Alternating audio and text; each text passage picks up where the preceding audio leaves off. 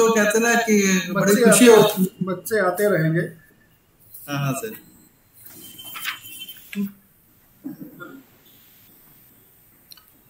तो बच्चों, जैसा कि आपको ज्ञात है कि कई मर्तबे हम आपको बता चुके हैं कि आप लोग अपना माइक्रोफोन ऑफ कर लीजिए और ऑन तभी करिए जब आपको ऐसा करने के लिए कहा जाए। और पेन कॉपी किताब लेकर आप बैठे होंगे, जो जरूरी होगा नोट कर लेंगे, बीच में डिस्टर्ब नहीं करेंगे। जब लेक्चर ओवर हो जाएगा तो हम लोग जो है क्वेश्चन का रखेंगे। अगर आपके मन में वैसे तो कोई डाउट नहीं रहेगा, लेकिन फिर भी अगर कोई डाउट रहता है अच्छा रहता है सर। हाँ, थोड़ा तो बच्चों का इंटरेक्शन होता रहता है तो अच्छा रहता है। हाँ। ये नहीं, बीच जो बीच में बच्चे हमारे क्योंकि ग्रामीण प्रवेश के हैं ना, तो बीच बीच में वो माइक्रोफोन अगर अपना ऑन कर लेते हैं, गलती से ऑन हो जाता है, डिस्टरबेंस होता है।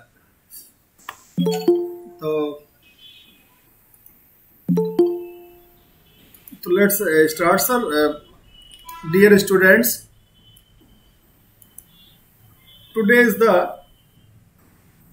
9th day of our 10-day zoology lecture series, and it's our proud privilege to introduce today's eminent speaker, Dr. Ashok Kumar, who is head Department of Zoology, MLK PG College, Balrampur. Respected Principal, Professor Ashish Joshi sir, my dear colleague Dr. Brijesh Kumar Mishra ji, and dear students. Welcome to all of you. First, I would like to introduce Dr. Ashok Kumar ji, who is today's eminent speaker.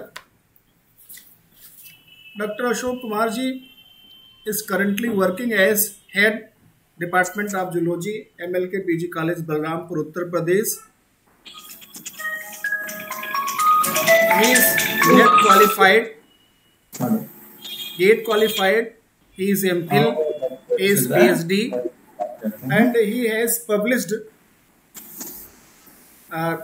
2 books and several research papers in national and international journals.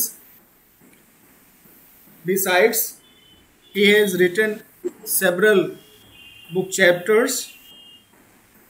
This is not all about him. He has organized several national and international conferences and delivered so many invited lectures at different occasions as resource person. Moreover, he has some more feathers in his cap. He has awarded with fellowship of FBPS, ABRF, JISA, Best Faculty for Teaching Innovation Award, Eminent Biologist Award for Biodiversity Conservation, and JISA Distinguished Teacher Award in the field of fish and fisheries. He is currently Executive Council member and Board of Studies of Siddharth University, Siddharth Nagar. Sir, welcome to this 10 days online zoology lecture series. और sir के बारे में एक और बात बता दें कि सर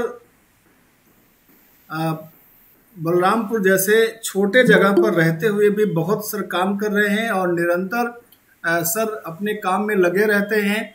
ज़्यादा देश दुनिया बवाल से मतलब नहीं, अपने काम में जुटे रहते हैं। और ये हम लोगों के लिए प्राउड प्रिविलेज की बात है कि सर ने हमारे आमंत्रण को स्वीकार किया और हमारे बच्चों को विटामिन जैसे कठिन मतलब ये हो गया कि वैसे विटामिन आसान है, लेकिन जो सर पढ़ाने जा रहे हैं वो कुछ यूनिक चीज़ है, इस पर लेक्चर देना स्वीकार किया।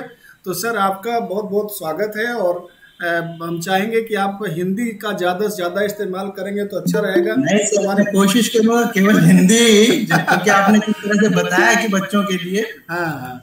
और एक तरह से ये रहेगा कि एक डिस्कशन है, मतलब एक तरह से बहुत ही आसान शब्दों में बताने की कोशिश करूंगा कि बच्चे भी समझें। हाँ, नहीं सर, बच्चे हमारे बुक्स में बहुत कुछ लिखा है। हाँ। मैं चाहूंगा कि बच्चे बेसिक कंसेप्ट पे आए, समझे चीजों को कितना इम्पोर्टेंस है इसकी। हाँ, तो बच्चे हमारे बहुत अच्छे हैं और बहुत ही जिज्ञासु हैं कि इनके मन में ये बात रहती है कि हम कितना सीख लें, और ये आज इनका 9वां दिन है, ये 9वां दिन है, 10वां लेक्चर है, और ये काफ़ी इस बात के लिए तैयार हो गए हैं। और बहुत ही हमारे बच्चे बहुत ही तेज हैं, लेकिन अब क्या है कि प्रवेश कुछ ऐसा है जिसमें हम लोग इनको ऑप्टिमम दे नहीं पा रहे हैं, फिर भी ये लगे हुए हैं। तो सर आपका एक बार पुनः स्वागत है और आपसे अनुरोध है कि आप अपना लेक्चर आरंभ करें। ठीक सर, ठीक। तो सर मैं अपनी स्लाइड्स शेयर कर रहा हूँ। हाँ सर, क्या ये दिखाई दी? नहीं सर, ये अभी नहीं सर, ये प्रेजेंट नाउ वाले पे आप शेयर करिए, प्रेजेंट नाउ क्लिक करिए। अच्छा सर, प्रेजेंट नाउ, ये सर राइट साइड में होगा, राइट साइड में। ठीक सर।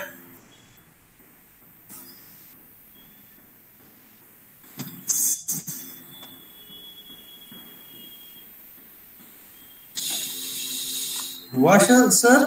ना अभी नहीं सर, प्रेजेंट नाउ को क्लिक किया आपने सर? हाँ सर। तो क्या आ रहा है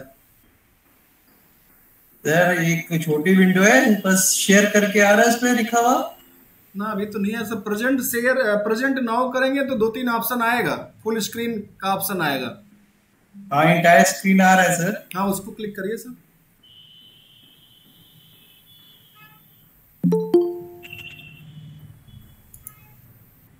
कुछ आया सर इसमें? ना नहीं है सर अभी। ये सर हमने अपना पीपीटी ऑन किया है, और पीपीटी ऑन करने के बाद जो है आपका ये नहीं, पहले सर स्क्रीन पे आप प्रेजेंट नाउ दबाइए। पहले प्रेजेंट नाउ दबाएं, फिर इसे ओपन करें सर पीपीटी को? नहीं, प्रेजेंट नाउ आप क्लिक करिए, फिर क्या आ रहा है? प्रेजेंट नाउ करने पे सर इसे करा हमने, और इसमें आ रहा है योर इंटायर स्क्रीन। हाँ, इंटायर, उस पर क्लिक करिए, इंटायर स्क्रीन पर। कर दिया सर। अब शेयर करिए।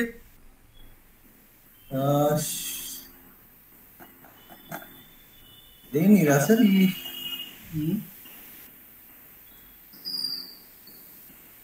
प्रॉब्लम कर रहा है सर। प्रॉब्लम कर रहा है तो ऐसे तो होता है सर, होना चाहिए सर। हाँ, प्रेजेंट नाउ क्लिक करने पर फिर ये ऑप्शन आता है। देखिए, ये हम अगर कर रहे हैं, प्रेजेंट नाउ को क्लिक किया तो ये ऑप्शन आ रहा है। अब जैसे हम आ रहा है, अब आ रहा है सर। अब आएगा सर? हाँ, अब आ गया आपका। इसमें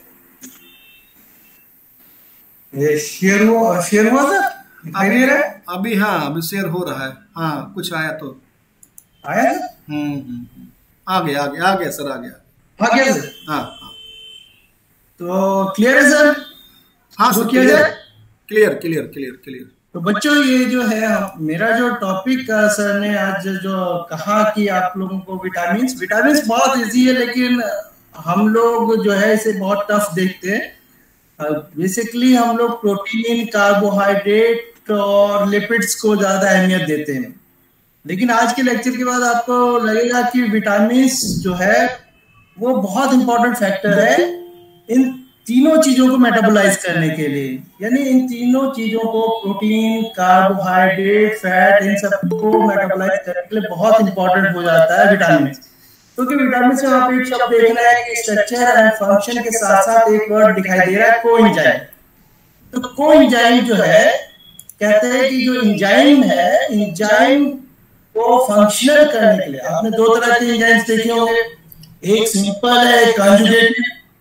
तो कंजुगेटिव जो एंजाइम्स होता है, उसे एक्टिव करने के लिए कोएंजाइम्स या कोफैक्टर्स की जरूरत पड़ती है, यानी कि एक्टिवेशन। हेलो, हाँ, समझ में आ रहा है बच्चों? तो जो कोएंजाइम है वो वास्तव में किसी भी जो कंजुगेटेड एंजाइम है उनकी फंक्शनिंग के लिए इंपॉर्टेंट होता है। तो यानी जो विटामिन में आप देखेंगे बी कॉम्प्लेक्स, उसमें अधिकतर जो विटामिन है वो कोएंजाइम की तरह फंक्शन करते हैं। अब विटामिन है क्या? तो विटामिन तो हम कह सकते हैं कि विटामिन आर ऑर्गेनिक कंपाउंड्स। ये ऑर्गेनिक कंपाउंड्स हैं जो कि बहुत सारे मेटाबॉलिक प्रोसेसेस है बॉडी में होते हैं, उनके लिए बहुत एसेंशियल है। ठीक, और हमारी बॉडी जो है वो एडिक्वेट अमाउंट में नहीं बना पाती। इसके लिए हमें डाइट में जरूरत पड़ती है। कुछ तो बहुत एसेंशियल होते हैं जो कि डाइट में बहुत ज्यादा जरूरी है, कुछ थोड़ा हम लोगों की बॉडी बनाती है, और कुछ जो है जैसे B12 वगैरह वो तो बॉडी के अंदर बनते हैं, जैसे B3 और B12 बॉडी में बनता है। तो हम लोग जैसे कि आप देख रहे हैं इसमें लिखा हुआ है कि क्यों हमारे लिए बहुत अच्छा है विटामिन। तो विटामिन जो है वो इसलिए अच्छे हैं क्योंकि ये हमारे बहुत सारे नीड्स को पूरा करते हैं, हमारी इम्यूनिटी को इम्प्रूव करते हैं, हमारे को ये जब इम्यूनिटी मजबूत होती है तो इलनेस यानी बीमारी नहीं आती, और एजिंग फैक्टर को भी संभालती है। तो जो विटामिन में आप लोगों ने सुना होगा कि पहला नाम शायद उमितारो सुजुकी का नाम सुना होगा 1910। तो इन्होंने क्या किया, राइस ब्रांड यानी कि जो आप देखते हैं राइस के ऊपर जो कवरिंग है उस कवरिंग से को निकाला और उसमें से वाटर सोल्यूबल एक्सट्रैक्ट निकाला, और वो वाटर सोल्यूबल एक्सट्रैक्ट जो है उसे एबेरिक नाम दिया। ठीक, तो ये जो फैक्टर है ये काम आता था इसके लिए जो कि कहते हैं एंटीवायरल। लेकिन जब आगे चलकर जो है जो आपने नाम सुना होगा कश्मीर फंक का नाम, तो कश्मीर फंक ने क्या किया कि उसे जो है नाम दे दिया विटामिन, VITAMIN विटामिन, ई लेटर इसमें जोड़ दिया तो वो हो गया विटामिन। तो तुम्हें ये लगा कि there is amine in the vitamin, यानी कि अमाइन वर्ड यानी एक अमाइन कंपाउंड जो है इस विटामिन में इस केमिकल में प्रेजेंट है। लेकिन सारे विटामिन में तो होता नहीं है। तो आगे चलकर सर ड्रमंड ने इसमें से ई लेटर को हटा दिया और स्पेलिंग हो गई VITAMIN विटामिन। तो विटामिन वर्ड जो है ये सभी भी जो ऑर्गेनिक कंपाउंड्स जो कि वेरियस मेटाबॉलिक प्रोसेस में यूजफुल थे इसके लिए यूज होने लगा। फिर सर ड्रमंड ने 1920 के आसपास उन्होंने अल्फाबेटिक एक क्लासिफिकेशन दिया, और वो क्लासिफिकेशन जैसे कि आप देखते हैं कि vitamin A, vitamin B, vitamin C, vitamin D, vitamin E, vitamin K, तो इस तरह से एक अल्फाबेटिकल नोमेनक्लेचर किसने दिया, सर जेसी ड्रमंड ने दिया, और इसी आधार पे विटामिन का जो है नोमेनक्लेचर हुआ। विटामिन जो है आप जानते होंगे कि विटामिन का जो फॉर्मेशन है वो डाइट से लिया जाता है और वो विटामिन में कन्वर्ट होता है, जिसे हम लोग विटामिन्स कहते हैं, प्रोविटामिन, जिससे बाद में विटामिन जो हमारी बॉडी सिंथेसाइज करती है। कई प्रोसेस, कहीं ऑक्सीडेशन हो रहा है, कहीं रिडक्शन हो रहा है, कहीं पर मिथाइलेशन हो रहा है, सल्फेशन हो रहा है, ऑक्सीडेटिव रिडक्शन हो रहा है। तो इन प्रोसेस से ये जो है विटामिन का फॉर्मेशन बॉडी के अंदर, यानी कि जो हम डाइट में लेते हैं वो विटामिन हो गया और डाइट से जो कन्वर्ट हुआ वो विटामिन हो गया। ठीक, दूसरा जब ये क्लासिफिकेशन हुआ तो दो अलग अलग कैटेगरीज बनी, एक तो वाटर सॉल्युबल हुआ और दूसरा फैट सॉल्युबल, जो कि एक वाटर सॉल्युबल यानी पानी में घुलने वाला और दूसरा फैट में घुलने वाला। तो जो फैट सॉल्युबल था वो A, D, E, K, और वहीं पर जो वाटर सॉल्युबल उसमें B कॉम्प्लेक्स हो गया और नॉन B कॉम्प्लेक्स यानी विटामिन C।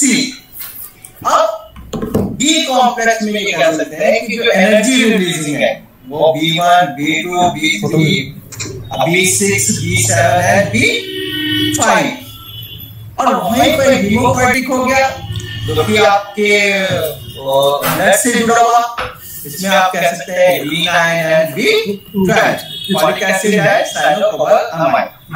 अब इसमें जो कहा गया कि जो आपका फैट सॉल्युबल है जैसे कि A, D, E, K, तो ये जो है फैट सॉल्युबल है, साथ में आप देखेंगे कि इसमें जो है बाइल सॉल्ट की जरूरत पड़ती है एब्जॉर्प्शन के लिए। स्टोर कहाँ होते हैं?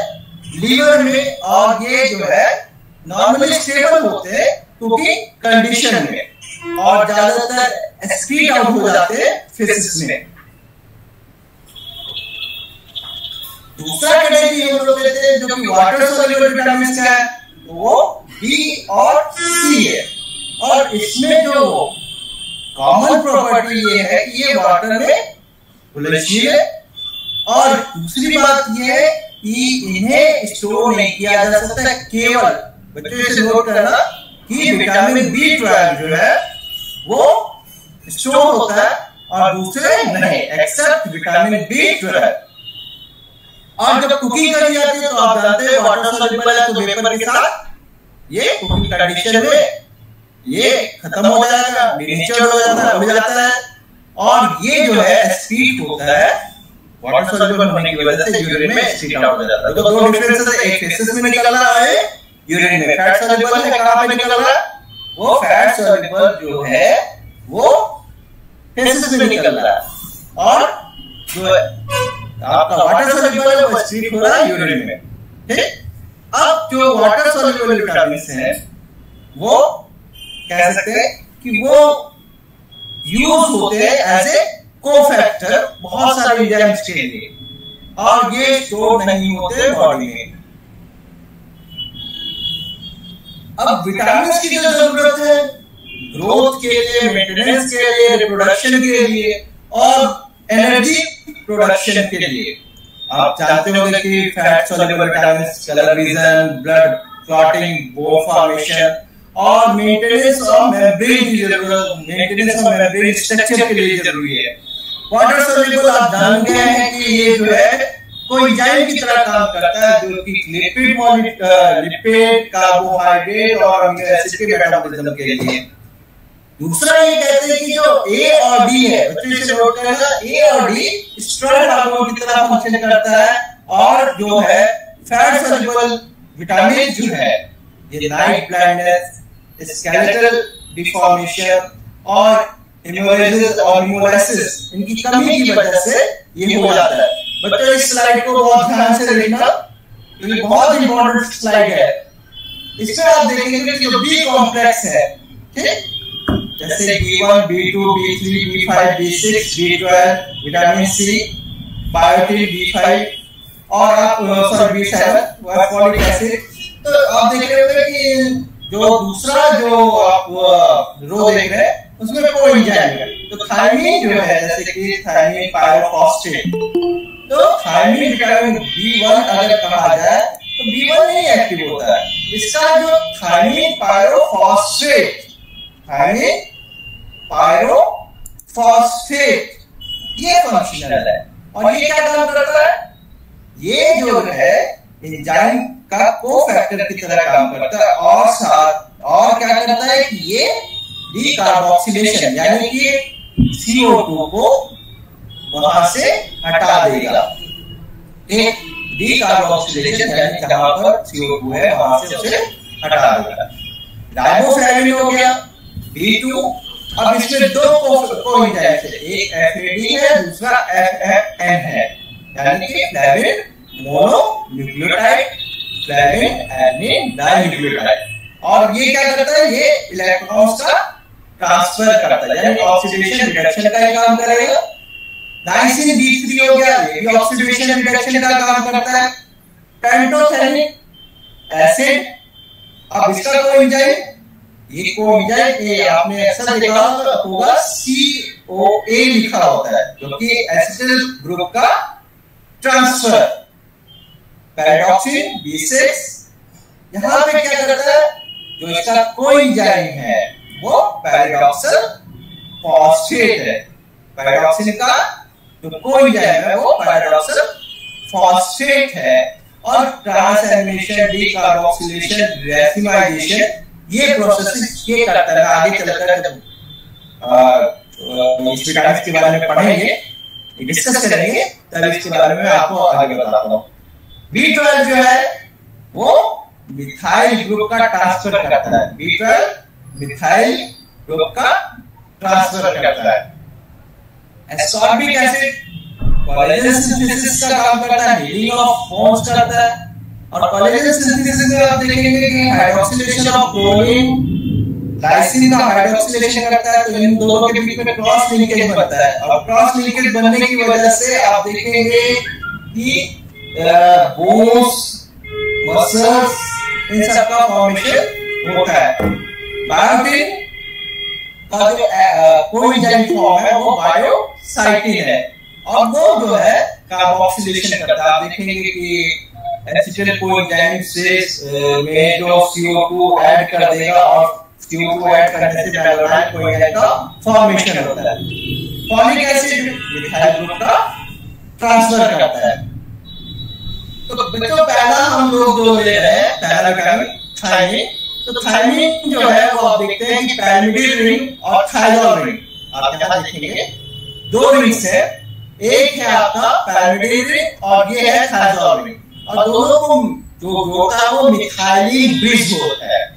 ठीक, तो मिथाइलिन ब्रिज है। अब ये थायमिन एक नॉर्मल आप कह सकते हैं कि ये कोएंजाइम फॉर्म नहीं है विटामिन B1 का, ये एक्टिव फॉर्म नहीं है। एक्टिव फॉर्म आप देखेंगे ये है। इसमें आप क्या कह रहे हैं कि 2 फॉस्फेट अटैच हो गए और ये बन गया थायमिन पायरोफॉस्फेट। क्या हो गया? ये थायमिन पायरोफॉस्फेट।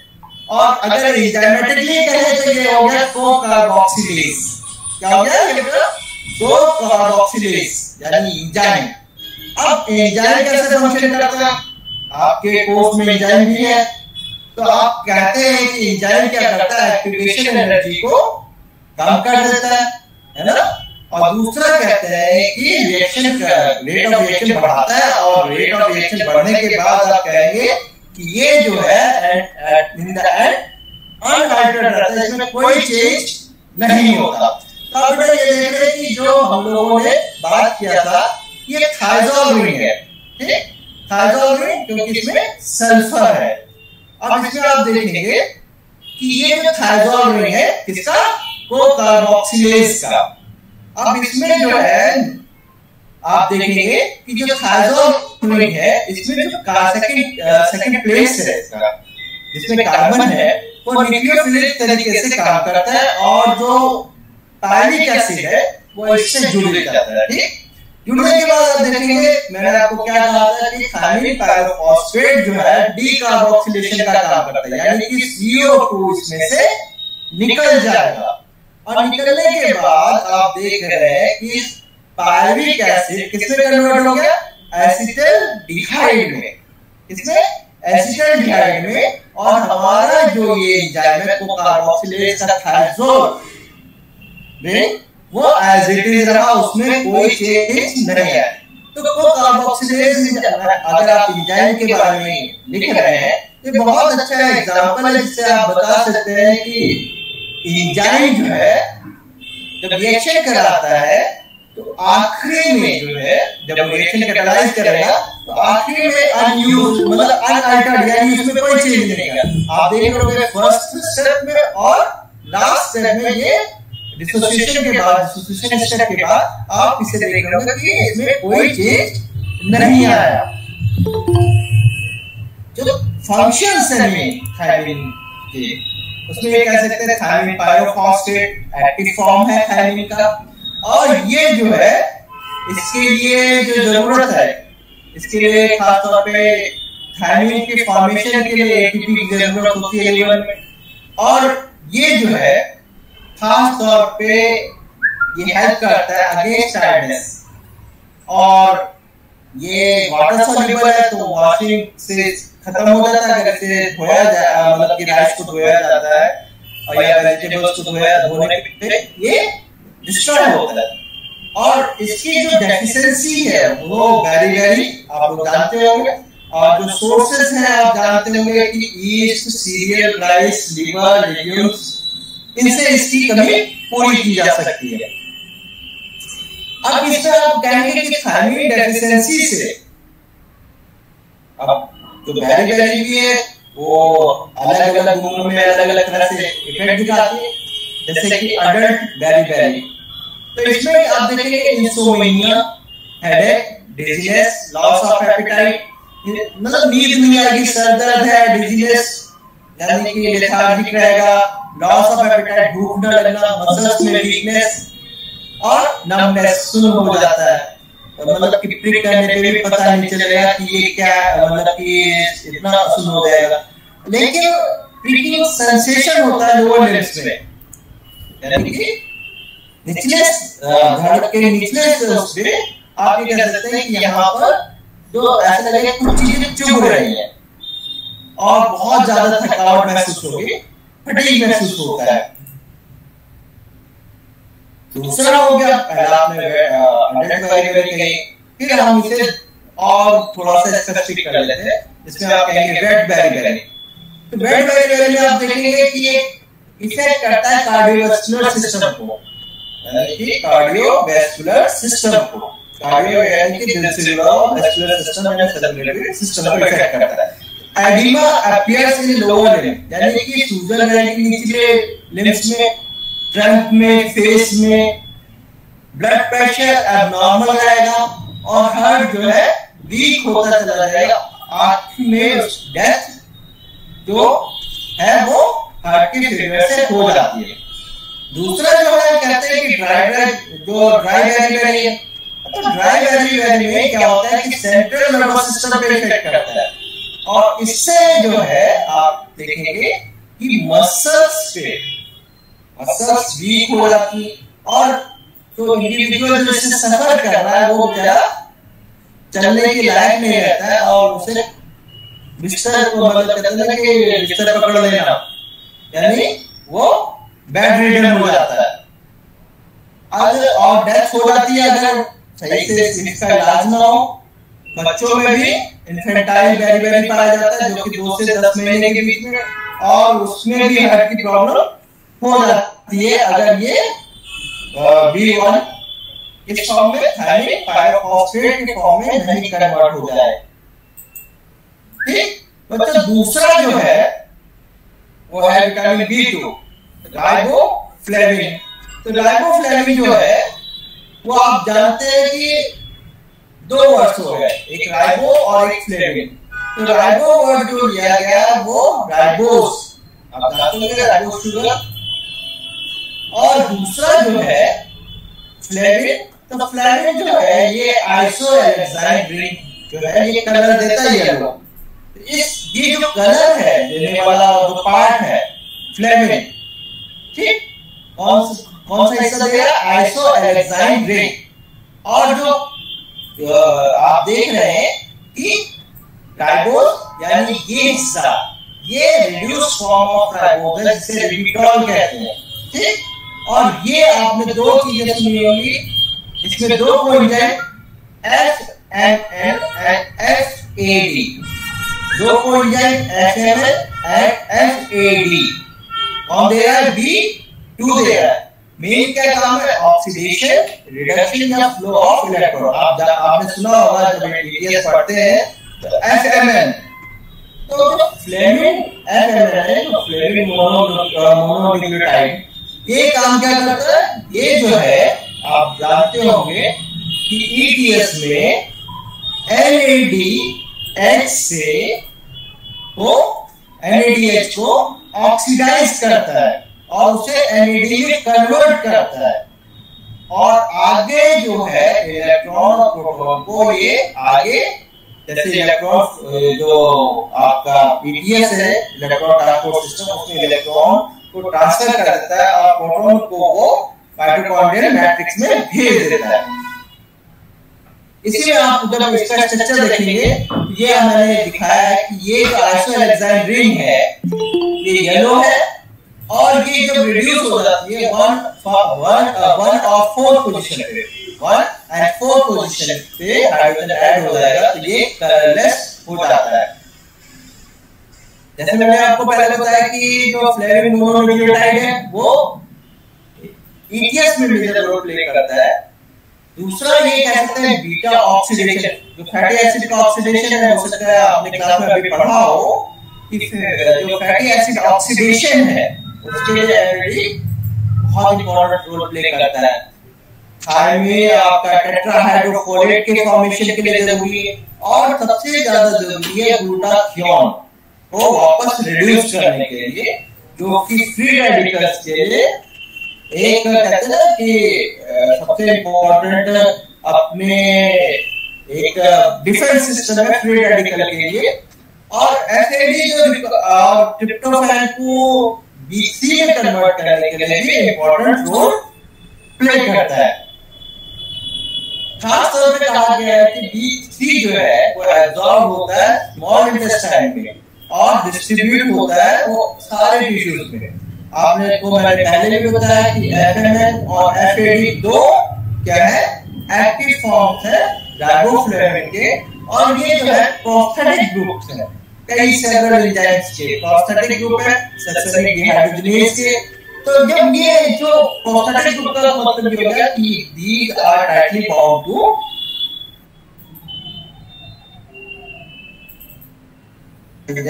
और ये जो यूज होता है ये ऑक्सीडेशन रिडक्शन के लिए। सोर्सेज आपको पता है whole grain vegetable yeast egg milk meat etc. root vegetables fruits are the major sources।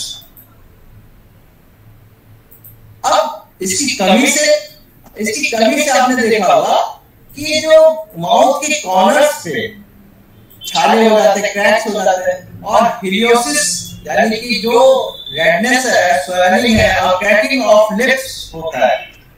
दूसरा जो इम्पोर्टेंट है वो है वेस्कुलराइजेशन ऑफ कॉर्निया। तो कॉर्निया का वेस्कुलराइजेशन जानते हैं आप, ये जो कॉर्निया है वो वेस्कुलराइज नहीं होता, जिसकी वजह से वो ट्रांसप्लांट हो सकता है। और ये देखेंगे कि जो टंग है वो मैजेंटा कलर का हो जाता है और सॉलिड हो जाता है इसमें इसकी डेफिशिएंसी पे। तो दूसरा जो है वो है B3। तो B3 में आप कहेंगे कि B3 जो है वो हम लोग दो तरह से देख सकते हैं, एक निकोटिनिक एसिड और निकोटिनामाइड। और आपने इसे देखा होगा बहुत सारे इसमें दीज आर कोफैक्टर्स, या कह सकते हैं कि सेंट्रल बहुत सारे मेटाबॉलिज्म में आपने देखा होगा NAD NADH लिखते हुए, आपने आपको NADP लिखते हुए। तो ये जो है ये दो कोएंजाइम हो गए, एक NAD और एक NADP। तो NAD तो सिंपली जो है वो जो है वो फोर्थ पोजीशन पे रिड्यूस होकर NADH फॉर्म करता है। यहाँ पर दिखाया गया है कि जो NAD हम इस हिस्से को कह रहे हैं, ठीक, और NADP किसे कह रहे हैं? कोई बात नहीं, तो दूसरे हिस्से में क्या एक्स्ट्रा है? केवल हम फॉस्फेट जो है वो एक्स्ट्रा हो गया है। बाकी सारा जो आप देख रहे हैं जिसमें पैरिडीन रिंग है, शुगर है, फॉस्फेट है, और ये क्या बना रहा है? ये बना रहा है सूडो न्यूक्लियोटाइड। सूडो न्यूक्लियोटाइड और एक ये जो न्यूक्लियोटाइड है जिसमें एडेनिन, शुगर, फॉस्फेट अटैच है, जो कि एक वास्तविक न्यूक्लियोटाइड का फॉर्मेशन करता है। न्यूक्लियोटाइड की जो परिभाषा आप लोग जानते होंगे कि बेस, शुगर एंड फॉस्फेट। और जब आप इसमें आपने देखा कि यहाँ पर एक फॉस्फेट अटैच, तो हमने इसे क्या कहा? हमने इसे कहा ये NADP है। और दूसरा क्या है इसमें कि फॉस्फेट अटैच नहीं है, ये फॉस्फेट अटैच नहीं है, इसलिए हो गया NAD। पोस्ट कर दिया गया। अब जैसे कि हम लोग कहते हैं कि हमारी बॉडी में जो विटामिन से हम सिंथेसाइज नहीं होते, मोस्ट प्रोबेबली कहा जाता है होता है तो कम होता है, इनएडिक्वेट मात्रा में होता है। लेकिन ऐसा नहीं है, कुछ विटामिन को हमारी बॉडी भी बनाती है। जैसे ये नाइसिन हो गया जो हम लोग अभी देख रहे थे। अब एक अगर ये कहा जाए कि ट्रिप्टोफैन की मदद से ये इसका फॉर्मेशन होता है नाइसिन का, तो अगर हम प्रोटीन लेते हैं तो 1 ग्राम प्रोटीन ले लिया तो उसमें 60 मिलीग्राम ट्रिप्टोफैन होगा और 60 मिलीग्राम को फर्दर सिंथेसाइज करने पे 1 मिलीग्राम नाइसिन का फॉर्मेशन होता है। मैंने आपको बताया कि फंक्शंस में NAD, NADP ये 2 न्यूक्लियोटाइड हो गए, ठीक। अब ये 2 जो है कोएंजाइम्स हैं और जो कि यूज होते हैं, ये कह सकते हैं कि सेंट्रल ऑफ वेरियस मेटाबॉलिज्म। आप लिपिड के मेटाबॉलिज्म में जाएंगे, आप फैट के मेटाबॉलिज्म में जाएंगे, या आप कार्बोहाइड्रेट के मेटाबॉलिज्म में जाएंगे, तो ये आप देखेंगे कि ये जो है कहीं पे ऑक्सीडाइज करेंगे, कहीं पे रिड्यूस करेंगे। तो ये ऑक्सीडेशन रिडक्शन का काम भलीभांति करते हैं। अब इनका जो सोर्सेज है वो होल ग्रेन हो गया, पीनट्स हो गया, ईस्ट हो गया, लिवर हो गया, फिश, मीट, ये सब जो है रिसोर्सेज है। अगर एग्जैक्टली कहा जाए तो ट्रिप्टोफैन जो है वो मेजर सोर्स है नाइसिन का, और डेफिशिएंसी पे पैलीग्राम होता है, यानी कि अगर नाइसिन की कमी है तो पैलीग्राम का मतलब क्या है? पैलीग्राम 2 वर्ड से बना है, पैली यानी स्किन, एग्रा मतलब रफनेस, तो स्किन की रफनेस हो जाती है और इसकी कमी की वजह से नर्वस सिस्टम इफेक्ट होता है और जीआईटी यानी गैस्ट्रोइंटेस्टाइनल ट्रैक्ट भी इन्फेक्टेड होता है और ये इफेक्ट करता है आपके स्किन को। और जब आप कैसे जीआईटी की बात करते हैं तो इसमें दिक्कत होने की वजह से डायरिया, डर्मेटाइटिस यानी कि डर्म से संबंधित या स्किन से संबंधित रोग, रफनेस होती है। अगर सनलाइट पड़ती है तो वहां पे ब्रेक होकर वहां पर क्रैक्स हो जाते हैं और उसमें से ब्लड का भी आना देखा जाता है। अगला हम लोग जो विटामिन ले रहे हैं वो पैराडॉक्सिन है, ठीक। अब पैराडॉक्सिन यानी B6, तो B6 में आप देखेंगे कि 3 महत्वपूर्ण कंपाउंड हो जाते हैं इसमें, pyridoxine, paradoxical and paradox amine. और ये जो है ये हीट स्टेबल होते हैं और सेंसिटिव होते हैं लाइट के लिए। खास तौर पे ये जो है एब्जॉर्ब होते हैं वेरियस अलग-अलग टिश्यूज में और आसानी से सर्कुलेशन में के थ्रू ये पास मतलब कि अलग-अलग टिश्यूज तक पहुंच जाते हैं। अब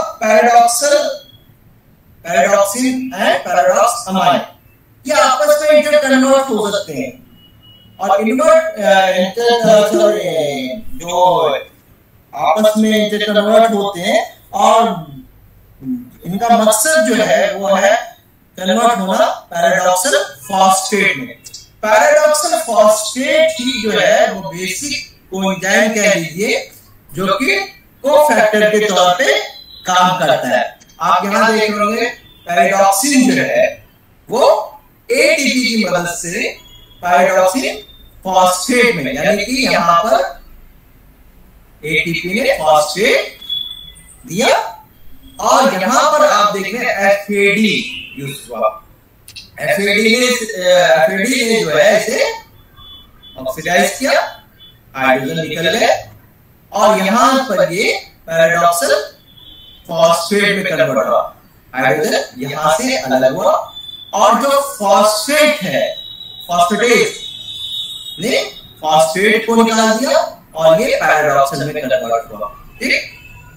और इसमें जो है पैराडॉक्सल फॉस्फेट जो है जो कि कोफैक्टर की तरह काम करता है। आगे चलकर आपको बताता हूं कि ये जो है ट्रांसएमिनेशन, डीकार्बोक्सिलेशन एंड रेसिमाइजेशन का काम करता है। मैंने एग्जांपल लिया ग्लूटामिक एसिड और ऑक्सैलोएसिटिक एसिड का। इसमें आप देखेंगे कि जो आप ट्रांसएमिनेशन यानी कि ये अमीनो ग्रुप का ट्रांसफर किया इसमें ऑक्सैलोएसिटिक एसिड को, जिसकी वजह से जो ग्लूटामिक एसिड है कन्वर्ट हुआ अल्फा कीटोग्लूटामिक एसिड में और जो ऑक्सैलोएसिटिक एसिड है वो कन्वर्ट हुआ एस्पार्टिक एसिड में। वहीं पर आप देखेंगे डीकार्बोक्सिलेशन में ये जो ग्लूटामिक एसिड से CO2 को निकाल दिया पैराडॉक्सल फॉस्फेट ने और ये बन गया गामा अमीनो ब्यूटारिक एसिड, जिसे आप लोग GABA कहते हैं। GABA यानी गामा अमीनो ब्यूटारिक एसिड। वहीं पे डेसिमलाइजेशन में आप देख रहे हैं कि L से D फॉर्म में, यानी कि ये जो है आप इस कार्बन को देख रहे होंगे, सेकेंड कार्बन को, इसमें आप देख रहे हैं कि ये जो कार्बन है इसमें अमीनो ग्रुप जो है और हाइड्रोजन जो है ये अपनी क्या L फॉर्म से D फॉर्म में कन्वर्ट हो गए। तो पैराडॉक्सल फॉस्फेट की वजह से ट्रांसएमिनेशन, डीकार्बोक्सिलेशन और डेसिमलाइजेशन प्रोसेस पैराडॉक्सिल यानी B6 ये विटामिन करता है। पैराडॉक्सिल जो है वो खास तौर पे इसका जो सोर्स है वो लेग्यूम्स कह लीजिए, लिवर कह लीजिए, ईस्ट, ये बहुत अच्छे सोर्सेस है जो कि इससे मिलता है। मिल्क, फिश, वेजिटेबल्स, बीन्स, ये सब एक इम्पोर्टेंट सोर्सेस है जहां से ये लिया जा सकता है। और पैराडॉक्सिल जो है वो इसकी डेफिशिएंसी जो है वो ह्यूमन एडल्ट्स में बड़ा मुश्किल होती है, बहुत रेयरेस्ट केस, किसी और वजह से, किसी कारण से हो सकता है, दूसरे फैक्टर्स हो सकते हैं। विटामिन बी जो है जो आपका 6 है, इसकी डेफिशिएंसी से बच्चों में कन्वर्शन, आपने देखा होगा फिट वगैरह आ जाते हैं। और वजह क्या है? क्योंकि यहाँ पर आपने देखा होगा कि गापा यानी कि गामा अमीनो ब्यूटारिक एसिड जो है, आपने यहाँ देखा होगा, ये यहाँ पे आप ग्लूटामिक एसिड से गामा GABA का फॉर्मेशन होता है और यहाँ पर जो आपका पैराडॉक्सल फॉस्फेट क्या काम कर रहा है, CO2 को ट्रांसफर कर रहा है। तो ये जो है कन्वर्शन की वजह क्या है कि गामा का फॉर्मेशन ना होना, सेरोटोनिन का फॉर्मेशन नहीं हो पाएगा, कैटेकोलामाइन्स का फॉर्मेशन नहीं हो पाएगा। तो ये चीजें इंपॉर्टेंट हो जाती है। नेक्स्ट जो है हम लोग जो विटामिन ले रहे हैं बायोटिन B7 बहुत इंपॉर्टेंट हो जाता है क्योंकि ये जो है एक कोफैक्टर की तरह काम करता है। कई खास तौर पे कार्बोक्सिलेज यानी कि CO2 का ट्रांसफर करने का काम करता है। और विटामिन B7 जो है जिसे हम दूसरे शब्दों में जानते हैं कोएंजाइम R के तौर पे, 2 रिंग से जुड़ा हुआ है। एक आपका टेट्राहाइड्रोआमीनोजोन है और दूसरा टेट्राहाइड्रोथायोफीन। और ये जो है बच्चों साथ में वैलेरिक एसिड चेन इसके साथ जुड़ा हुआ है, ठीक। तो 2 रिंग्स हो गए, एक टेट्राहाइड्रोआमीनोजोन रिंग, दूसरा टेट्राहाइड्रोथायोफीन रिंग। अब जो कोफैक्टर का काम करता है वो बायोसाइक्लिन। और बायोसाइक्लिन में बच्चों ये क्या होगा, ये जो है आप देख रहे होंगे एप्सिलॉन एंड बायोटिनाइल एंड लाइसिन, यानी जो लाइसिन अमीनो एसिड है वो किससे जुड़ा हुआ है, एन टर्मिनल से, ठीक। तो ये बायोसाइक्लिन बन जाता है जो कि हम BCCP biotin carboxyl carrier protein के तौर पे काम करना शुरू कर देता है। अब इसमें जो है आप अगर ध्यान से देखेंगे तो आपको यहाँ पर जो आपका पहला रिंग है, ठीक, जो आपने कहा क्या कहा इसे, टेट्राहाइड्रोआमीनोजोन रिंग, ये जो रिंग है, ठीक, ये जो रिंग है इससे फर्स्ट पोजीशन पे क्या होता है कि आप देखते हैं कि ATP, यहाँ पर आप देखते हैं ATP और जो ये बाइकार्बोनेट CO3, ठीक, ये इंटरेक्ट करके कहां पर CO2 ट्रांसफर करते हैं, इस रिंग के फर्स्ट पोजीशन पे, ठीक, जहां पर CO2 अटैच हो जाता है। अब इसने CO2 ले लिया, क्या काम कर रहा है, ये कार्बोक्सिल कैरियर प्रोटीन है। और कार्बोक्सिल कैरियर प्रोटीन जो है ये कैरी करके कहां ले गया, ये एसाइल कोएंजाइम को दिया इसने, और एसाइल कोएंजाइम कन्वर्ट हो गया मेलोनाइल कोएंजाइम। मेलोनाइल कोएंजाइम कन्वर्ट होने के बाद ये आप देख रहे हैं कि बायोसाइक्लिन या BCCB कार्बोक्सिल कैरियर फ्री हो गया। तो बेसिक काम क्या क्या, CO2 का ट्रांसफर किया इसने, कहा एसाइल कोएंजाइम से, कहां को इसने ट्रांसफर किया, इसने ट्रांसफर किया एसाइल कोएंजाइम को, और एसाइल कोएंजाइम बन गया मैलोनाइल कोएंजाइम।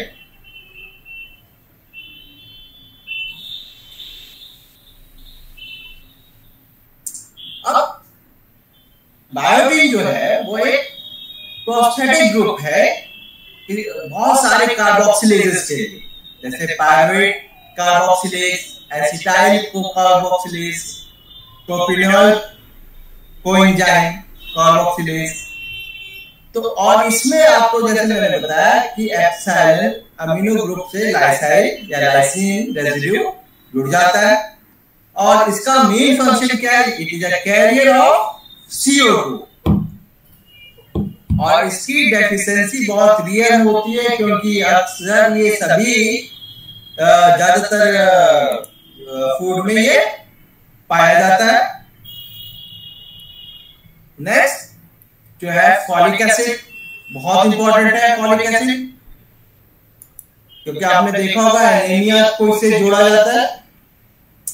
अब इसमें जो आप देखेंगे कि जो फॉलिक एसिड है इसके कंपोनेंट्स कौन कौन से हैं, आप देखेंगे इसमें टेरेडिन रिंग हो गया, जिसमें सेकंड पोजीशन पे अमीनो, 4 पे हाइड्रोक्सी, C पे मिथाइल ग्रुप, और ये टेरेडिन रिंग है जो कि मिथाइलिन ब्रिज से जुड़ा हुआ पैराबेंजोइक एसिड और ग्लूटामिक एसिड, इनसे जुड़कर हमारा फॉलिक एसिड के 3 कंपोनेंट्स, एक आपका टेरेडिन रिंग जिसमें कि आप कह सकते हैं 2 amino, 4 hydroxy, 6 methyl pteridine, parabenzoic acid and glutamic acid.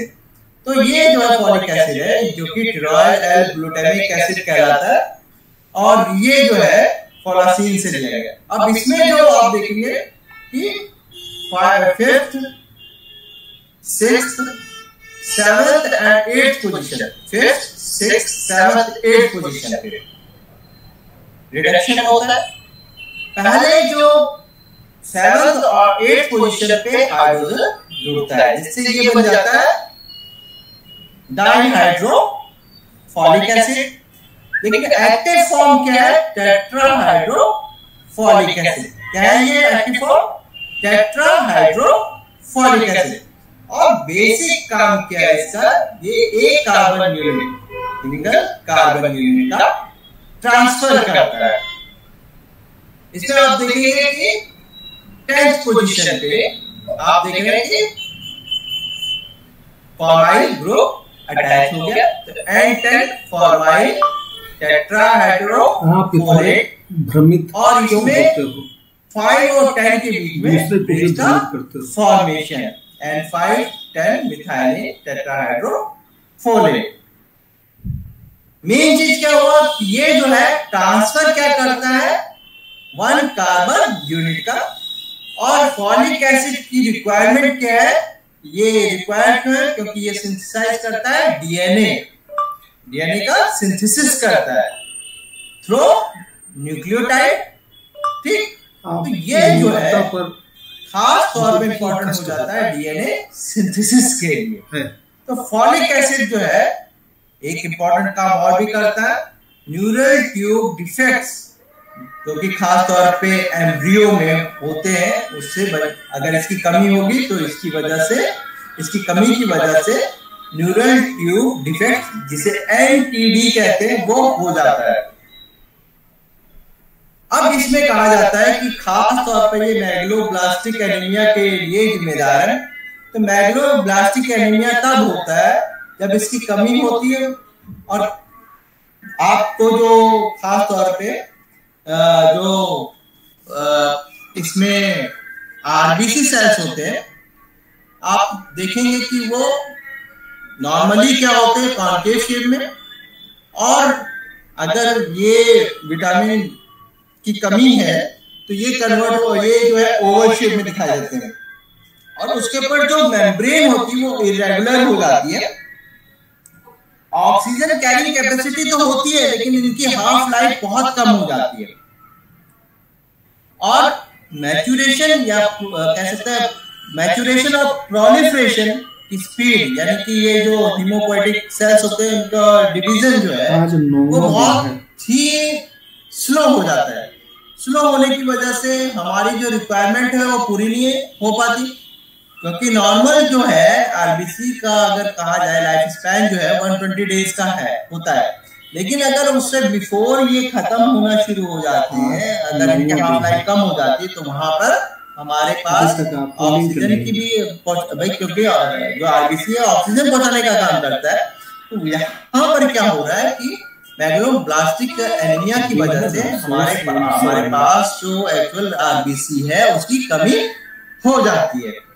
ठीक, तो ये जो है मैग्लोब्लास्टिक एनीमिया जो है वो खास तौर पे आपने देखा होगा कि प्रेग्नेंट लेडीज वगैरह को कहा जाता है कि फॉलिक एसिड दिया जाता है ताकि उनमें ये एनेमिक ना हो पाए। और आपको पता होगा कि ग्रीन वेजिटेबल्स वगैरह में इसकी मात्रा काफी अच्छी अमाउंट में होता है। साइनोकोबालामाइन जो विटामिन B12 में आप देखेंगे कि इसके सोर्सेस जो हैं वो मीट, फिश, मिल्क, चीज, फैट्स, ऑयस्टर, मसल्स, आपको लिंक कैवियार्स, ऑक्टोपस, क्रैब, लॉबस्टर, ये सब इसके बेसिक जो है सोर्सेस हैं। अब जो विटामिन B12 है ये देखेंगे आप लोग, इसमें आप देख लेंगे साइनोकोबालामाइन लिखा हुआ है, साइनोकोबालामाइन B12।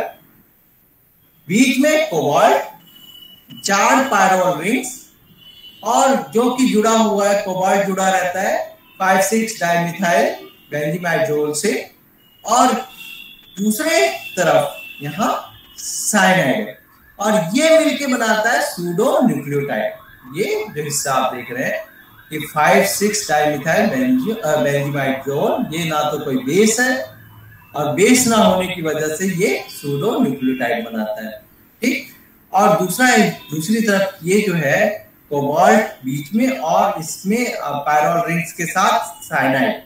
ठीक, तो ये साइनोकोबालामाइन जो कि एक्टिव फॉर्म तो इसका है वो कोबामाइड, यानी कि आप देखेंगे कि यहां पर क्या अटैच हो गया, यहां पर आप साइनाइड के बाद देखेंगे वहां पे साइनाइड था, ये साइनाइड था, और साइनाइड के बाद आप इसे देख रहे हैं कि यहां साइनाइड नहीं है, यहां पे मिथाइलिन से जुड़ा हुआ एक देखेंगे कि यहां पर एडेनिन और शुगर है।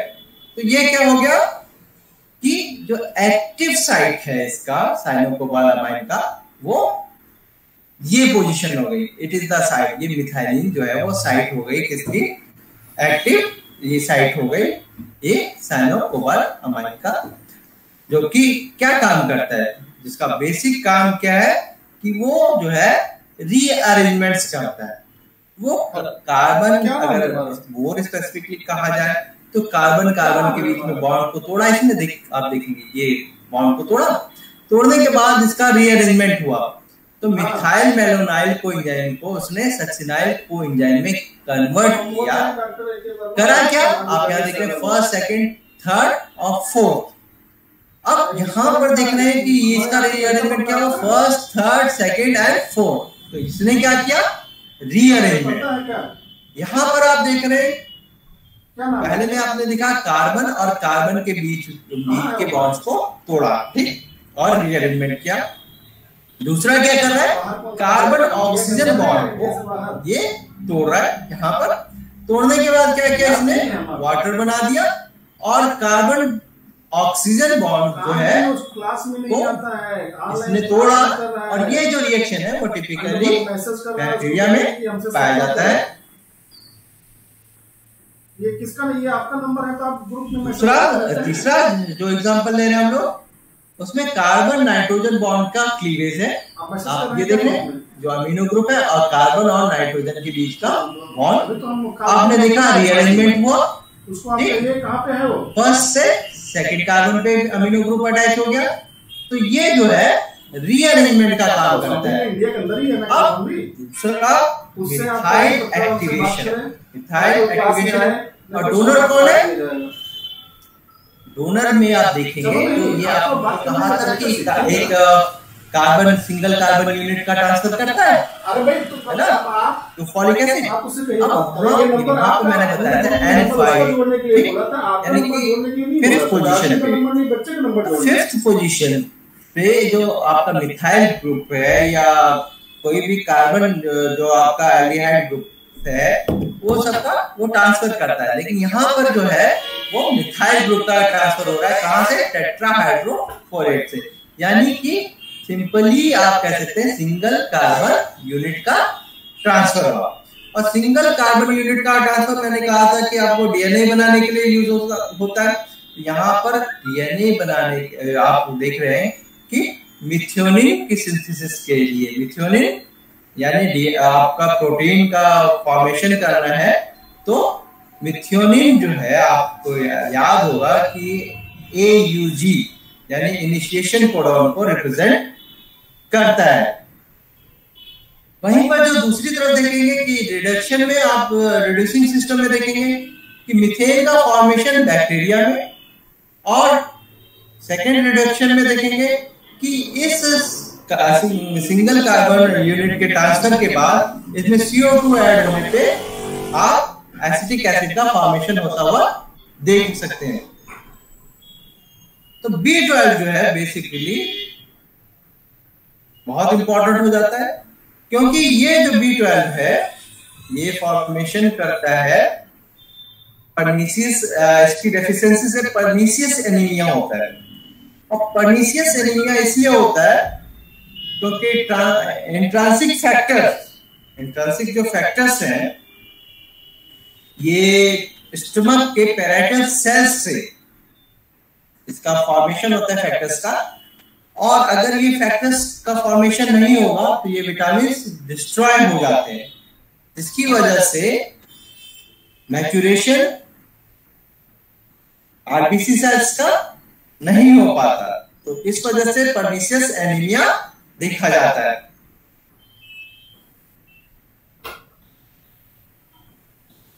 B5 छूट गया था, तो B5 हम लोग ले लेते हैं फिर से। तो पेंटोथेनिक एसिड, पेंटोथेनिक एसिड जो है वो बहुत इंपॉर्टेंट विटामिन हो जाता है। इसमें आप देखेंगे ये जो अमाइड है, ये एक अमाइड है और इसमें किसका है? ये बीटा एलेनिन का और di hydroxy dimethyl butyric acid का। लेकिन ये एक्टिव फॉर्म नहीं है। एक्टिव फॉर्म जो है वो आप ये देखेंगे पेंटोथेनिक एसिड, और इसमें जो है ये जो है सिस्टेमाइड ऐड हो जाएगा। और यहां पर आप देखेंगे एडिनोसिन 3-5 डाई फॉस्फेट। तो कोएंजाइम COASH आपने देखा होगा अक्सर कि COASH अक्सर आपने अलग अलग मेटाबॉलिज्म में एसिटिल कोएंजाइम को खास तौर पे उनकी फंक्शनिंग को देखा होगा। इसमें आप आगे ये देखेंगे कि जो कोएंजाइम है वो पार्टिसिपेट करता है कई एंजाइमेटिक रिएक्शंस में, carbohydrate, lipid, amino acid metabolism में। और जो इसका बेसिक काम है वो है कैरी करता है एसाइल ग्रुप को during fatty acid biosynthesis. Fatty acid biosynthesis के लिए एसाइल ग्रुप का कैरियर का काम करता है। एसाइल ग्रुप के कैरियर का पेंटोथेनिक एसिड काम करता है। अब इसकी डेफिशिएंसी से, अगर इसकी डेफिशिएंसी है तो पाँव में जलन, खासतौर पे फीट्स में, एब्डोमिनल क्रैम्प्स, दर्द होता है, थोड़ा सा क्रैम्प्स होते हैं, रेस्टलेसनेस और फटीग ह्यूमंस में दिखाई देता है। लेथार्जिक रहेगा, एनर्जी की कमी महसूस होगी, तो फटीग्स दिखाई देते हैं इसमें। सोर्सेस जो है और इसके organ meat, liver, milk, whole cereals, legumes, eggs, ये सब इसके सोर्सेस हैं। अब विटामिन सी आप लोग देख ही रहे होंगे कि आजकल बहुत जोर दिया जाता है vitamin C, vitamin A, vitamin D के लिए, ताकि इम्यूनिटी बूस्टअप हो। और इम्यूनिटी बूस्टअप करने के लिए कहा जाता है डाइट में विटामिन सी, विटामिन ए अधिक मात्रा में लें। और डाइट में कोशिश ये करें कि कैल्शियम का मेटाबॉलिज्म हो सके तो विटामिन डी की भी पूर्ति होनी चाहिए। वाटर सॉल्युबल है तो प्रोटीन में ये डिस्ट्रॉय होता है। अब इसमें आप देखेंगे कि एस्कॉर्बिक एसिड जो है यानी विटामिन सी, ये ऑक्सीडेशन एंड रिडक्शन दोनों तरह के रिएक्शन कैटलाइज करता है। जब ये ऑक्सीडाइज होता है तो डिहाइड्रो एस्कॉर्बिक एसिड बनता है और रिड्यूस होने पर वापस एस्कॉर्बिक एसिड का फॉर्मेशन करता है। और ये जो है फ्री रेडिकल्स को ग्लूटाथियोन जो फ्री रेडिकल्स को ग्लूटाथियोन जो प्रिवेंट करते हैं या न्यूट्रलाइज करते हैं, तो उन ग्लूटाथियोन्स को ये वापस जो है आप देख रहे होंगे कि यहां पर रिड्यूस किया है। अब विटामिन सी में आप लोगों को जानकारी होगी कि जो लोअर कॉर्डेट्स तक के एनिमल्स हैं ये डी ग्लूकोज से इसका फॉर्मेशन कर लेते हैं, और केवल जो हायर प्राइमेट्स हैं वो इसका फॉर्मेशन नहीं कर पाते, क्योंकि ग्लूनोऑक्सीडेज नाम का एंजाइम जो है ये प्राइमेट्स में, जैसे कि आपका गिनी पिग हो गया, ह्यूमन हो गया, इसमें ग्लूनोऑक्सीडेज नहीं पाया जाता, जिसकी वजह से इसे डाइट के रूप में लेना अनिवार्य हो जाता है। तो विटामिन सी जो काम करता है वो बेसिक काम ये है कि प्रोलीन और लाइसिन का हाइड्रोक्सिलेशन, ठीक, और ये हाइड्रोक्सिलेशन रिएक्शन जो है इसकी वजह से कोलेजन का फॉर्मेशन होता है। जो प्रोलीन और लाइसिन का जो हाइड्रोक्सिलेशन है इससे कोलेजन का फॉर्मेशन होता है। तो ध्यान देना, प्रोलीन और लाइसिन की जरूरत होती है कोलेजन के फॉर्मेशन के लिए, जिसकी वजह से कैपिलरीज, बोन, टीथ, इन सब के फॉर्मेशन के लिए इसकी जरूरत होती है। और ये स्टेरॉइड के हाइड्रोक्सिलेशन में भी इंपॉर्टेंट रोल प्ले करता है। इसकी जरूरत कैटेकोलामाइन्स की सिंथेसिस की होती है जो कि टायरोसिन से बनता है, और साथ में ये जो है लिवर बाइल एसिड सिंथेसिस में भी एस्कॉर्बिक एसिड की जरूरत पड़ती है। ये मोटे मोटे तौर पे लिखा गया है कि विटामिन सी जो है वो कोफैक्टर है किसके लिए, दो हाइड्रोक्सिलेज है, प्रोलाइल एंड लाइसाइल हाइड्रोक्सिलेज, और ये प्रोलीन और लाइसिन को हाइड्रोक्सिलाइज करते हैं। इसकी वजह से एक क्रॉस पेप्टाइड का फॉर्मेशन होता है और ये जो है स्टेबल कोलेजन का फॉर्मेशन कर पाते हैं। विटामिन सी की कमी से आप जानते हैं कि हेमोरेजिस होते हैं, गम ब्लीडिंग होती है, थाई, काफ, फोरआर्म मसल्स ये सब वीक हो जाते हैं। और क्योंकि इसमें जो कैपिलरीज हैं, आपको पता होगा ब्लड केवल ऑक्सीजन की सप्लाई नहीं करता, न्यूट्रिशन की भी सप्लाई करता है, तो कैपिलरीज वीक होने की वजह से ये जो है कमजोर होते जाते हैं। जनरल वीकनेस होती है, एनीमिया होता है, जोड़ों में मतलब जो जॉइंट्स है वो स्वलन कर जाते हैं, सूज जाते हैं, गम स्वलन कर जाते हैं, और दांत लूज मतलब कि कमजोर हो जाते हैं, लूज टूथ हो जाता है, और इम्यूनिटी कमजोर हो जाती है, जो कि आप जानते हैं कि इम्यूनिटी के लिए विटामिन सी की बहुत आवश्यकता होती है, और इन्फेक्शन के लिए बहुत ही ससेप्टेबल हो जाता है अगर इसकी कमी हो। अक्सर बाउंस वगैरह की हीलिंग में प्रॉब्लम आती है इसकी कमी की वजह से, और कोलेजन ना बनने की वजह से बोन्स कमजोर हो जाते हैं और जो है बोन्स में कह सकते हैं कि कैल्शियम और मैग्नीशियम, कैल्शियम और फॉस्फेट हटने की वजह से वो ऑस्टियोपोरोसिस हो जाता है। ये बहुत इंपॉर्टेंट हो जाता है कि जो छोटे बच्चे हैं, छोटे बच्चे जो है उनमें होने की संभावना इसलिए हो जाती है क्योंकि वो मदर के दूध पे डिपेंडेंट रहते हैं, तो इसलिए उनमें चांसेस रहते हैं, ज्यादा रहते हैं किसी तरह से इससे विटामिन सी की कमी को पूरी की जा सके। नेक्स्ट हम लोग ले लेते हैं फैट सॉल्युबल विटामिन।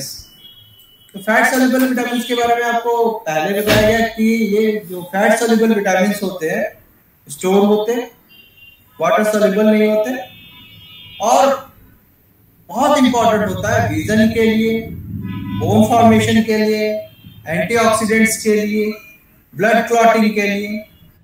ये अपना इनका बहुत बड़ा रोल है। अब ये वाटर सॉल्युबल क्यों नहीं है? वाटर सॉल्युबल इसलिए विटामिन फैट सॉल्युबल विटामिन इसलिए नहीं होते क्योंकि इनमें आइसोप्रीन यूनिट्स होते हैं, और आइसोप्रीन यूनिट्स होने की वजह से जो फैट सॉल्युबल विटामिन है इन्हें आइसोप्रीनोइड कंपाउंड्स भी कहते हैं।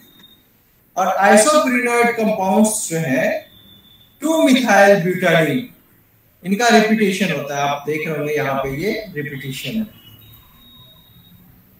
यहां पर हम लोग विटामिन ए ले लेते हैं, और विटामिन ए जो है वो बहुत इंपॉर्टेंट हो जाता है नाइट विजन के लिए, जिसमें रोडोप्सिन का फॉर्मेशन होता है। अब इसमें आप देख रहे हैं कि 2 बीटा कैरोटीन स्ट्रक्चर में बीटा आयन 1 रिंग्स हैं, 2, ठीक, और बीच में आइसोप्रीन यूनिट्स है, और ये आइसोप्रीन यूनिट्स जो है दोनों रिंग्स को जोड़कर रखते हैं। 2 रिंग्स यानी beta ion 1 rings and isoprene unit. अब ये जो आप देख रहे हैं कि एक बीटा कैरोटीन मॉलिक्यूल से 2 मॉलिक्यूल्स रेटिनल और वही आगे चलकर रिड्यूस होकर रेटिनॉल का फॉर्मेशन करते हैं। अब ये जो बीटा कैरोटीन है 2 मॉलिक्यूल्स में टूटता कैसे? इसके लिए ऑक्सीजनेज एंजाइम की जरूरत पड़ती है, और ऑक्सीजनेज एंजाइम जो है आप देख रहे हैं, ऑक्सीजनेज एंजाइम जो है इन 2 मॉलिक्यूल, ये जो बीटा कैरोटीन मॉलिक्यूल्स को तोड़ देता है। अगर इस पोजीशन को देखें, दोनों बराबर मॉलिक्यूल, दोनों यहां से तोड़ने पे ये अगर इस पोजीशन को इससे जोड़ा जाए, ये दोनों कार्बन कार्बन के बीच में ये रिएक्शन होता दिखाई देगा। तो ऑक्सीजनेज क्या करता है? वो डबल बॉन्ड को हटाकर ऑक्सीजन मॉलिक्यूल प्लांट कर देता है, और ये फर्दर जो है एल्डिहाइड एंड देन अल्कोहल में कन्वर्ट हो जाता है, जो कि यहां पर आप देख रहे हैं कि NADH जो है वो इन्हें रेटिनल को रिड्यूस करके रेटिनॉल में कन्वर्ट करता है।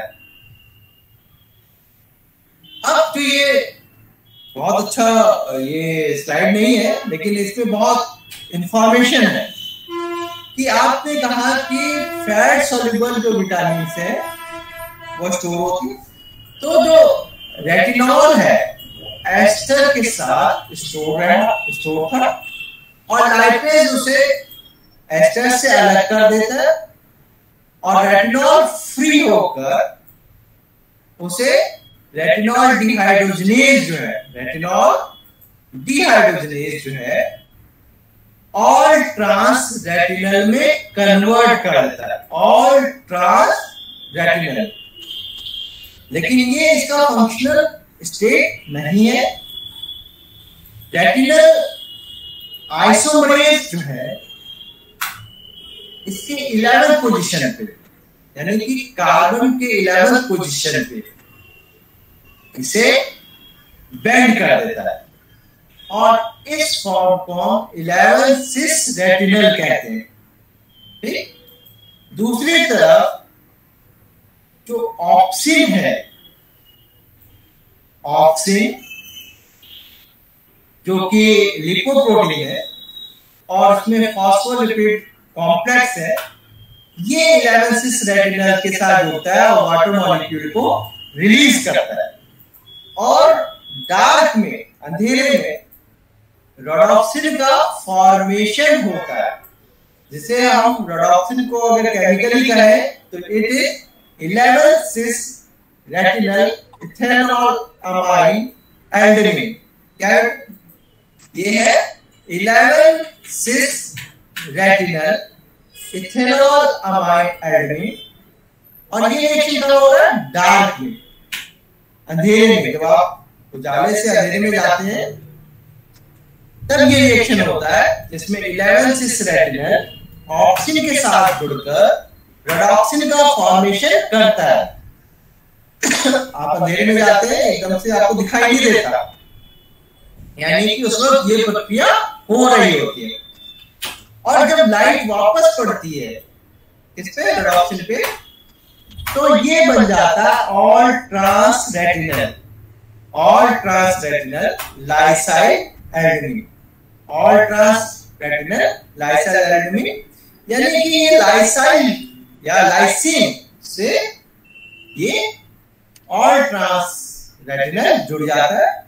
और इसमें कैसे, जो आप डार्क में रोडोप्सिन में देख रहे हैं, तो इसमें जो आप देखेंगे कि ऑल ये जो 11-cis रेटिनल है, ये इथेनॉल अमाइन से जो फॉस्फोलिपिड कॉम्प्लेक्स से जुड़ा हुआ है, उससे जुड़कर 11-cis रेटिनल इथेनॉल अमाइन एल्डेमिन का फॉर्मेशन करता है।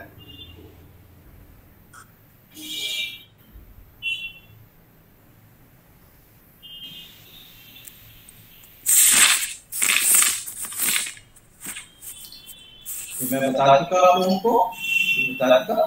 अब विटामिन डी ले लेते हैं।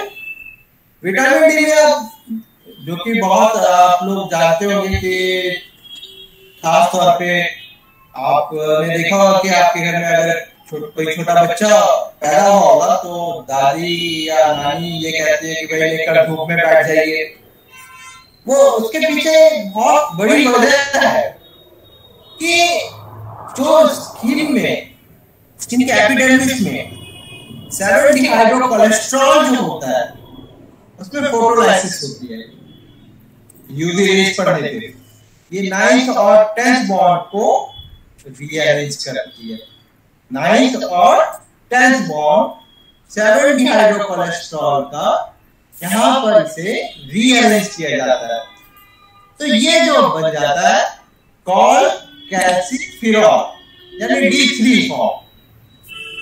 और बच्चों यहाँ पर NADPH का इस्तेमाल होता है और 25 हाइड्रोक्सिलेज एंजाइम फंक्शनल होता है, जो कि लिवर माइक्रोसोम्स में पाया जाता है।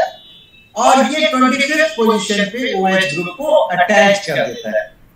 ठीक, तो 2 बार हाइड्रोक्सिलेशन होता है इसमें, कॉल कैल्सिफिरॉल का 2 बार हाइड्रोक्सिलेशन, एक बार 25 हाइड्रोक्सिलेज यानी 25th पोजीशन पे इसको अटैच करता है। दूसरा जो है इसमें फर्स्ट पोजीशन पे आप देखेंगे 1 अल्फा हाइड्रोक्सिलेज अटैच करता है। तो क्या हो गया बच्चों, ये पूरा 25th पोजीशन पे भी है, फर्स्ट पोजीशन पे भी है, तो ये बन गया 1 अल्फा 25 डाइहाइड्रोक्सी कॉल्ड कैल्सिफिरॉल, यानी कैल्सिट्रियोल। और बेटा ये जो विटामिन है, ये एंजाइम की तरह, ये हार्मोन की तरह काम करता है। अब ये इंटेस्टाइन के म्यूकोसा सेल्स से, के रिसेप्टर से, मैं कह रहा हूं म्यूकोसा सेल्स के रिसेप्टर से ये जुड़ता है और कैल्शियम बाइंडिंग प्रोटीन का फॉर्मेशन करता है। इंटेस्टाइनल म्यूकोसा सेल के रिसेप्टर से जुड़कर कैल्शियम बाइंडिंग, ध्यान देना बच्चों, कैल्शियम बाइंडिंग प्रोटीन का फॉर्मेशन, तभी कैल्शियम बाइंड होगा, तभी कैल्शियम को एब्जॉर्ब कर पाएगा। और दूसरा जो है प्रमोशन ऑफ बोन रिजॉर्प्शन, यानी कैल्शियम का रिजॉर्प्शन के लिए भी ये इंपॉर्टेंट रोल प्ले करता है। तो विटामिन डी में सबसे इंपॉर्टेंट चीज क्या होगी? सनलाइट। और 7 डिहाइड्रो कोलेस्ट्रॉल जो है उसमें 9th और 10th बॉन्ड का फोटोलाइसिस, जिससे कोल कैल्सिफेरॉल D3 का फॉर्मेशन होता है। और वो फॉर्मेशन जो है क्या करता है? 25th पोजीशन पे OH ग्रुप को अटैच कराता है, जिससे कि 25 हाइड्रोक्सी कोल कैल्सिफेरॉल का फॉर्मेशन होता है। और उसके बाद जो दूसरा हाइड्रोक्सिलेशन हुआ वो 1 अल्फा हाइड्रोक्सिलेज, यानी कि आपका 25th और फर्स्ट पोजीशन पे हाइड्रोक्सिलेशन। कैल्सिफेरॉल का मतलब तीनों जगह पे 25th, first and third position पे OH ग्रुप अटैच हो जाता है। तो कैल्शियम बाइंडिंग प्रोटीन और कैल्शियम रीअब्जॉर्प्शन के लिए विटामिन डी की आवश्यकता पड़ती है। इसकी कमी से आपने देखा होगा रिकेट्स हो जाता है बच्चों में, ऑस्टियोमलेशिया हो जाता है प्रेग्नेंट लेडीज और मतलब के एडल्ट्स में, ऑस्टियोपोरोसिस हो जाता है एज्ड पीपल में, ओल्ड पीपल्स में। और ये इंपॉर्टेंट हो जाता है बोन्स, खास तौर पे बोन्स में स्ट्रेंथ होना चाहिए, बोन्स मजबूत होनी चाहिए, इसके लिए इंपॉर्टेंट रोल प्ले करता है। खास तौर पे कहा जा सकता है कि मैरीन फिश में खास तौर पे halibut's liver oil, cod liver oil, shark liver oil ये गुड सोर्स है विटामिन डी के। सैर्डाइंस, एग यॉक, बटर ये सब थोड़े अमाउंट में, पूरा अमाउंट में विटामिन डी रहते हैं। मिल्क और ये जो है वो सोर्स है। मशरूम में स्मॉल अमाउंट में विटामिन डी होता है। अब विटामिन डी जो है वो इंपॉर्टेंट रोल प्ले करता है खास तौर पे कि कैल्शियम बाइंडिंग प्रोटीन का फॉर्मेशन। आप कितना भी कैल्शियम ले लीजिए, जब तक कैल्शियम बाइंडिंग प्रोटीन नहीं बनेगा, यानी कि आपके इंटेस्टाइनल म्यूकोसा सेल्स के रिसेप्टर्स से कैल्सिफेरॉल नहीं बाइंड करेगा, तब तक आप कैल्सिफिकेशन बोन्स का नहीं करा पाएंगे, वो मजबूत नहीं हो पाएंगे। इसकी कमी से जो है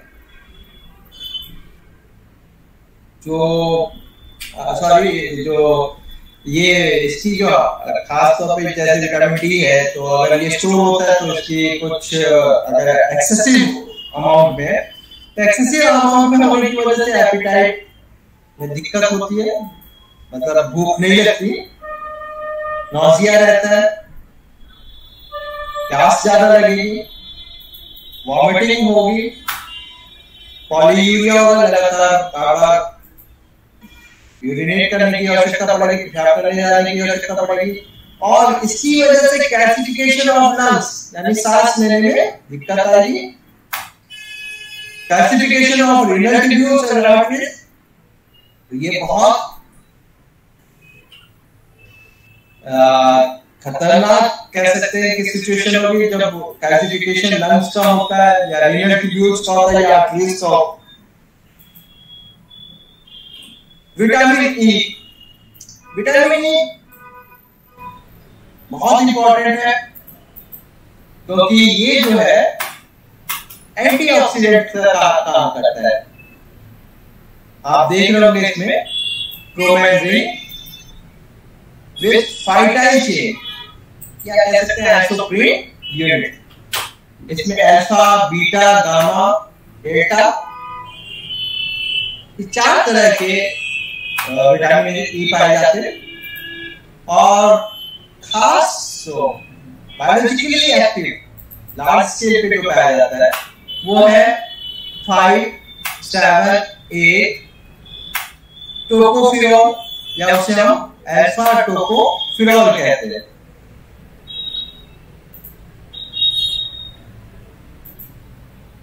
अब फ्री रेडिकल्स वो ये न्यूट्रलाइज करते हैं। आप लोग जानते होंगे कि फ्री रेडिकल्स किसी भी सेल के लिए बहुत इंजीरियस होते हैं, उसे डिस्ट्रॉय कर देते हैं। यहाँ पर जो आप देख रहे हैं कि जो ये क्रोमैटिन रिंग है, ये क्रोमैटिन रिंग जो है सेल मेम्ब्रेन में ये बाकायदा पोजीशन होता है, इस तरह से पोजीशन होता है कि ये जो क्रोमैटिन रिंग है ये आने वाले फ्री रेडिकल्स को जो सेल मेम्ब्रेन की तरफ आ रहे होते हैं उन्हें न्यूट्रलाइज कर लेगा, और ये जो फाइटाइल चेन है ये जो है ये जो लिपिड बाइलेयर होती है मेम्ब्रेन में वहां उसके पैरेलल होते हैं। अब क्रोमैटिन रिंग मैंने कहा कि ये जो है मेम्ब्रेन में क्रोमैटिन रिंग जो है ये एक चौकीदार की तरह है कि कोई फ्री रेडिकल तो नहीं आ रहे। अगर फ्री रेडिकल आ रहे होते तो ये अपना एक हाइड्रोजन रिलीज कर देता। रिलीज कर देने की वजह से आप यहाँ देख रहे हैं कि अल्फा टीएच यानी अल्फा टोकोफेरॉल है। यहाँ पे देख रहे हैं कि अल्फा टी फ्री रेडिकल, ये फ्री रेडिकल को शो कर रहा है।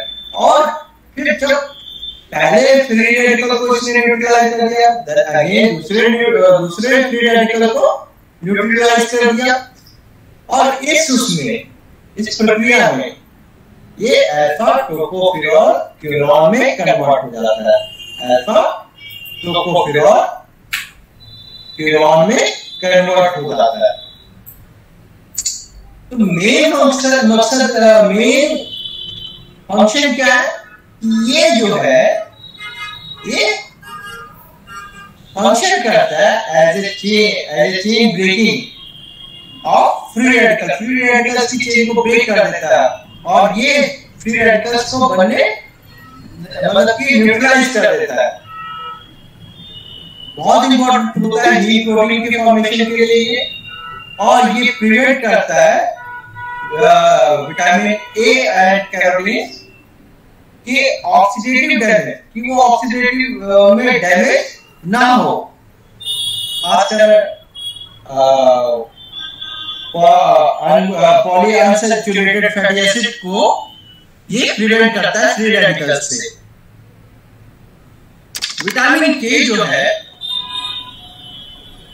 आप लोग अच्छी तरह से जानते होंगे कि विटामिन के जो है ब्लड क्लॉटिंग के लिए जिम्मेदार होता है, और ये जो है खासतौर पे आप लोग देख रहे होंगे कि ये जो विटामिन के है इसमें आपको फाइलोक्विनोन, ये विटामिन के1 को आप फाइलोक्विनोन के नाम से जानते हैं, के2 को मीनाक्विनोन के नाम से जानते हैं, और ये जो है डेरिवेटिव्स है नेफ्थोक्विनोन के ये डेरिवेटिव्स है। अब इसमें आप देख रहे होंगे कि ये विटामिन के1 है, जिसमें आप देखते हैं कि इसमें 3 जो आइसोप्रीन यूनिट्स है वो रिड्यूस्ड है और एक नॉन रिड्यूस्ड है, यानी कि K1 में 4 आइसोप्रीन यूनिट्स होते हैं और K2 में 6 से 9 आइसोप्रीन यूनिट्स होते हैं। और जैसे कहा गया कि 2-methyl-1,4-naphthalquinone इन्हीं से विटामिन K1 K2 का फॉर्मेशन होता है। सबसे इंटरेस्टिंग चीज जो है ये, जैसे आप देख रहे हैं कि ये जो एक प्रोटीन है, और इस प्रोटीन को आप प्रोथ्रोम्बिन के नाम से जानते हैं, प्रोथ्रोम्बिन के नाम से। और ये जो हिस्सा है जो अमीनो जो एन टर्मिनल के पास है, तो एन टर्मिनल के पास जो ये अमीनो एसिड्स पाए जाते हैं, ये क्लस्टर्स में, जो कि आप कह सकते हैं यहाँ पर ग्लूटामिक एसिड पाए जाते हैं, जैसे गामा कार्बोक्सिल ग्लूटामिक एसिड कहेंगे क्लस्टर ग्रुप में, यानी कि एक दूसरे से अटैच करेंगे तो हम लोग कहेंगे गामा कार्बोक्सिल ग्लूटामाइड रेसिड्यू। अब काम क्या करता है ये? विटामिन के जो है वो इसमें चेंजेस लाता है। और चेंजेस क्या? इसमें आपने देखा कि ये CO2 को अटैच कर दिया यहाँ पे ग्लूटामिक एसिड में, और CO2 अटैच हो गया, यानी कि इसने नए साइट बना दिए कैल्शियम बाइंड करने के लिए। कैल्शियम बाइंडिंग जो है वो बहुत इंपॉर्टेंट जो रोल प्ले करता है, खासतौर पर ब्लड क्लॉट के लिए। और ये जो है आप देख रहे हैं कि ये विटामिन के पोस्ट ट्रांसलेशन मॉडिफिकेशन करता है, कहां? गामा कार्बोक्सिल ग्लूटामाइड रेसिड्यू में। और ये जो मॉडिफिकेशंस है, ये जो मॉडिफिकेशन है, ये क्या देते हैं? नई साइड देते हैं। किसके लिए? कैल्शियम बाइंडिंग कैल्शियम आयंस के लिए। और ये जो है ये स्टेट की ये इस स्टेट की जरूरत होती है कि जो थ्रोम्बिन है वो जो प्रोथ्रोम्बिन है वो थ्रोम्बिन में कन्वर्ट हो जाए और गामा ग्लूटामाइड कार्बोक्सिलेज जो है, गामा ग्लूटामाइड कार्बोक्सिलेज जो है वो इस प्रक्रिया को, इस प्रोसेस को कैटलाइज करता है। आप जैसे देख रहे होंगे कि प्रो कन्वर्टिंग के लिए, वो कन्वर्टिंग में कन्वर्ट होने के लिए भी विटामिन के की आवश्यकता होती है। प्रोथ्रोम्बिन को थ्रोम्बिन में कन्वर्ट होने के लिए विटामिन के की जरूरत होती है। लेकिन हम लोग जो है जैसे ब्लड क्लॉटिंग की बात कहेंगे तो हम कहेंगे कि प्रोथ्रोम्बिन में कैल्शियम बाइंडिंग साइट के लिए calcium new calcium binding site जो है वो कहा? ग्लूटामिक एसिड जहां पर, वहां पर ये नए कैल्शियम बाइंडिंग साइट का फॉर्मेशन करता है ताकि कैल्शियम बाइंड हो सके। और कैल्शियम इंपॉर्टेंट रोल प्ले करता है बाउंड हीलिंग में। ठीक, अब ये कहा जाता है कि विटामिन के जो है एक खास तौर पे इंटेस्टाइनल बैक्टीरिया बनाते हैं। और जब हम लोग बीमार पड़ते हैं तो अक्सर ये देखा जाता है कि एंटीबायोटिक्स जो है डॉक्टर दे देता है, और ये एंटीबायोटिक्स जो है बड़ा नुकसान करते हैं।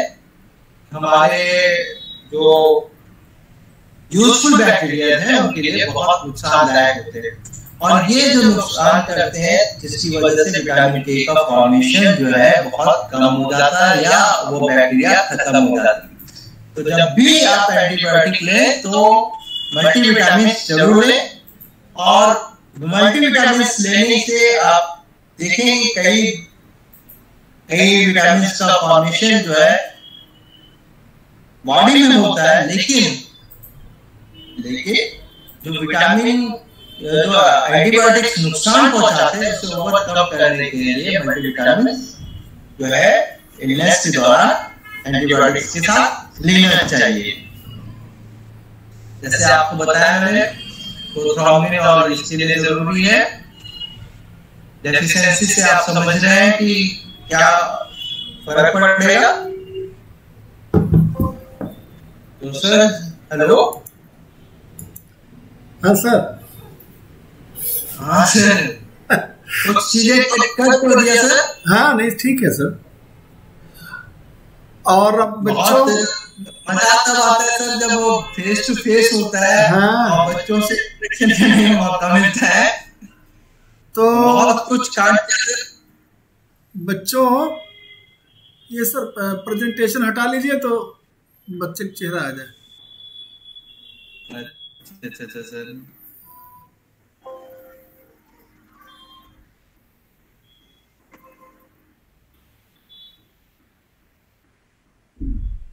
हट गया सर?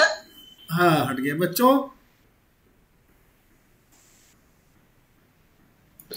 Yes sir. बच्चों को सर मेरा नंबर भी दे दीजिएगा। हाँ जैसे कि और जैसे और टॉपिक्स में थोड़ी दिक्कत हो या कहीं पे तो ये आराम से मुझसे, क्योंकि बच्चों से सर इसमें मजा नहीं आता, इसमें वो तो है इंटरेक्शन ही हो नहीं सर, ये जो पाता। है कोई जो है उसका कोई विकल्प नहीं है सर। इसमें बस ये लगता है कि सर दीवार से बातें कर और सामने से कोई रिस्पॉन्स नहीं होता। एक ये क्या दिखाई दे रहा है इसमें, एक मिनट।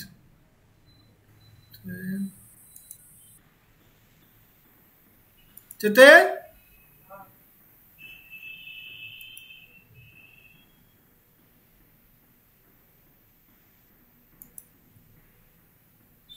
कुछ गलत दब गया क्या? इधर आ रहा है।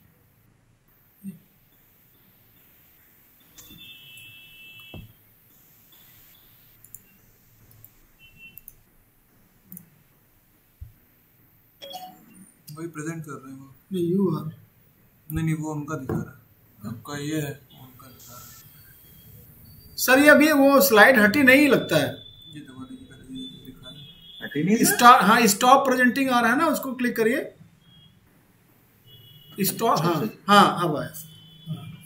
अच्छा तो अब आया। तो बच्चों बताइए, कोई क्वेश्चन किसी के दिमाग में किसी प्रकार का कोई क्वेश्चन हो तो आप बताइए। Hello sir. बस सर। हाँ बोलो बेटा, बोलो बोलो। रोहिना, हाँ यस सर। सर कह रहे हैं अल्फा टोकोफिनॉल जो है सर, वो अपना हाइड्रोजन क्यों रिलीज करेगा, जबकि वो हाईली इलेक्ट्रोनेगेटिव एटम से अटैच है, आयनिक बॉन्ड है, तो वो क्यों मतलब अपना हाइड्रोजन रिलीज करेगा?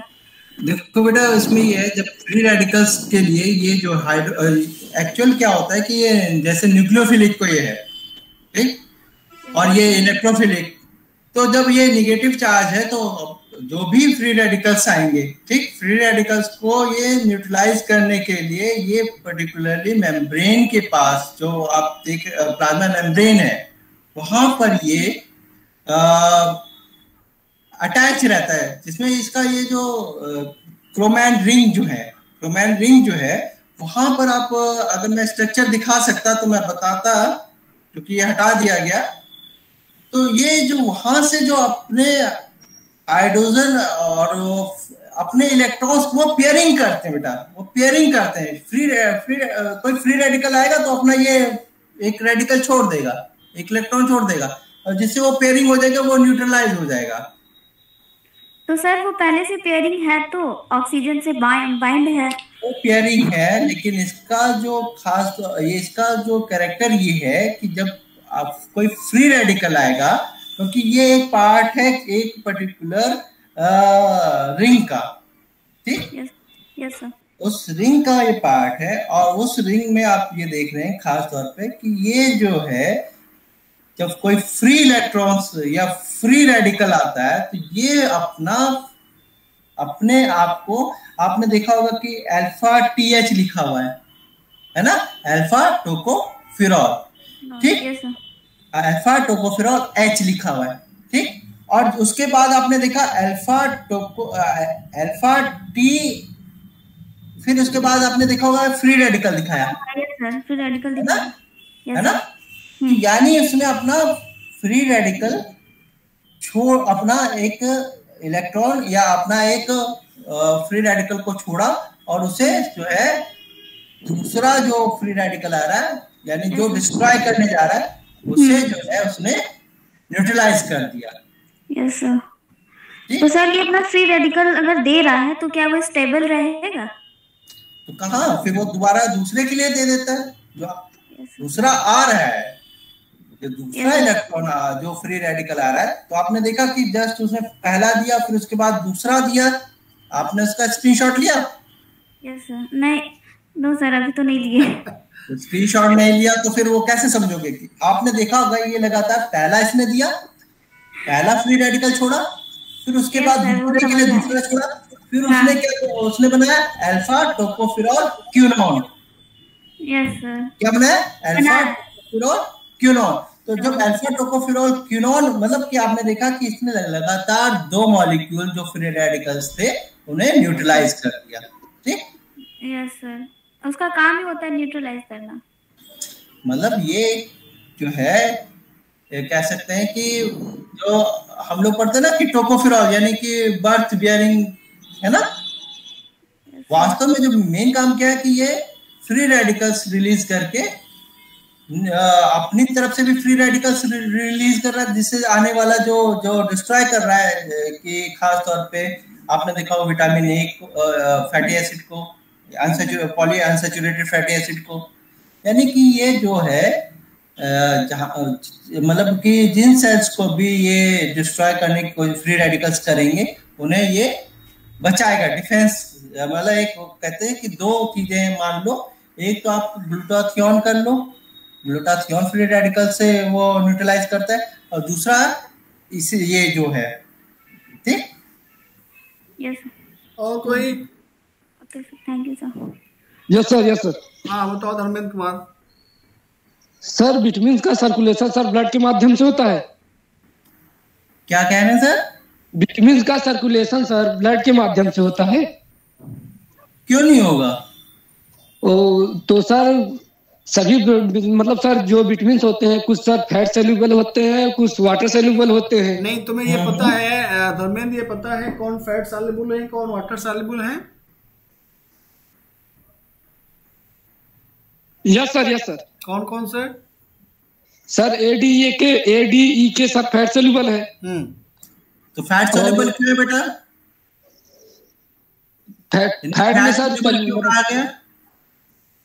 Isoprene sir present, isoprene unit की वजह से, जो 2 मिथाइल ब्यूटाडीन है इसमें, इसकी वजह से इसे फैट सोल्यूबल कहा गया। और क्योंकि आप ये देखेंगे कि भाई ट्रांसपोर्टेशन का मतलब के कैरियर का काम कौन करेगा? आरबीसीएस, रेस्पिरेटरी सिस्टम करेगी ना। और ये जो मेटाबोलाइज करेंगे, आपने देखा होगा कोएंजाइम्स है ना, आपने देखा जो कोएंजाइम्स हैं जैसे कि थायमिन पायरोफॉस्फेट हो गया और दूसरी चीजें, दूसरे जो कोएंजाइम्स है एफएमएन हो गया, एफएडी हो गया, एनएडी एनएडीएच हो गया, तो ये तो प्रोटीन, कार्बोहाइड्रेट, लिपिड सबको मेटाबोलाइज करते हैं, है ना। और इनके ये जो सबके मेटाबॉलिज्म में ये एक सेंट्रल रोल प्ले करते हैं। तो ये सर्कुलेशन में आएंगे तभी तो कर पाएंगे, या एक ही जगह फैक्ट्री लगी रहेगी? ठीक है ना। वैसे भी अगर ये पूछे होते कि किस विटामिन का एब्जॉर्प्शन कैसे होता है, तब तो बात समझ में आता। सर्कुलेशन की बात एक कॉमन चीज है बेटा, वो सर्कुलेशन तो उसका जो सर्कुलेशन है। यस सर, सब में पूछ लेते हैं अच्छे से। और बताइए, और कोई किसी को एक काम करना Dharmendra. Yes sir, yes sir.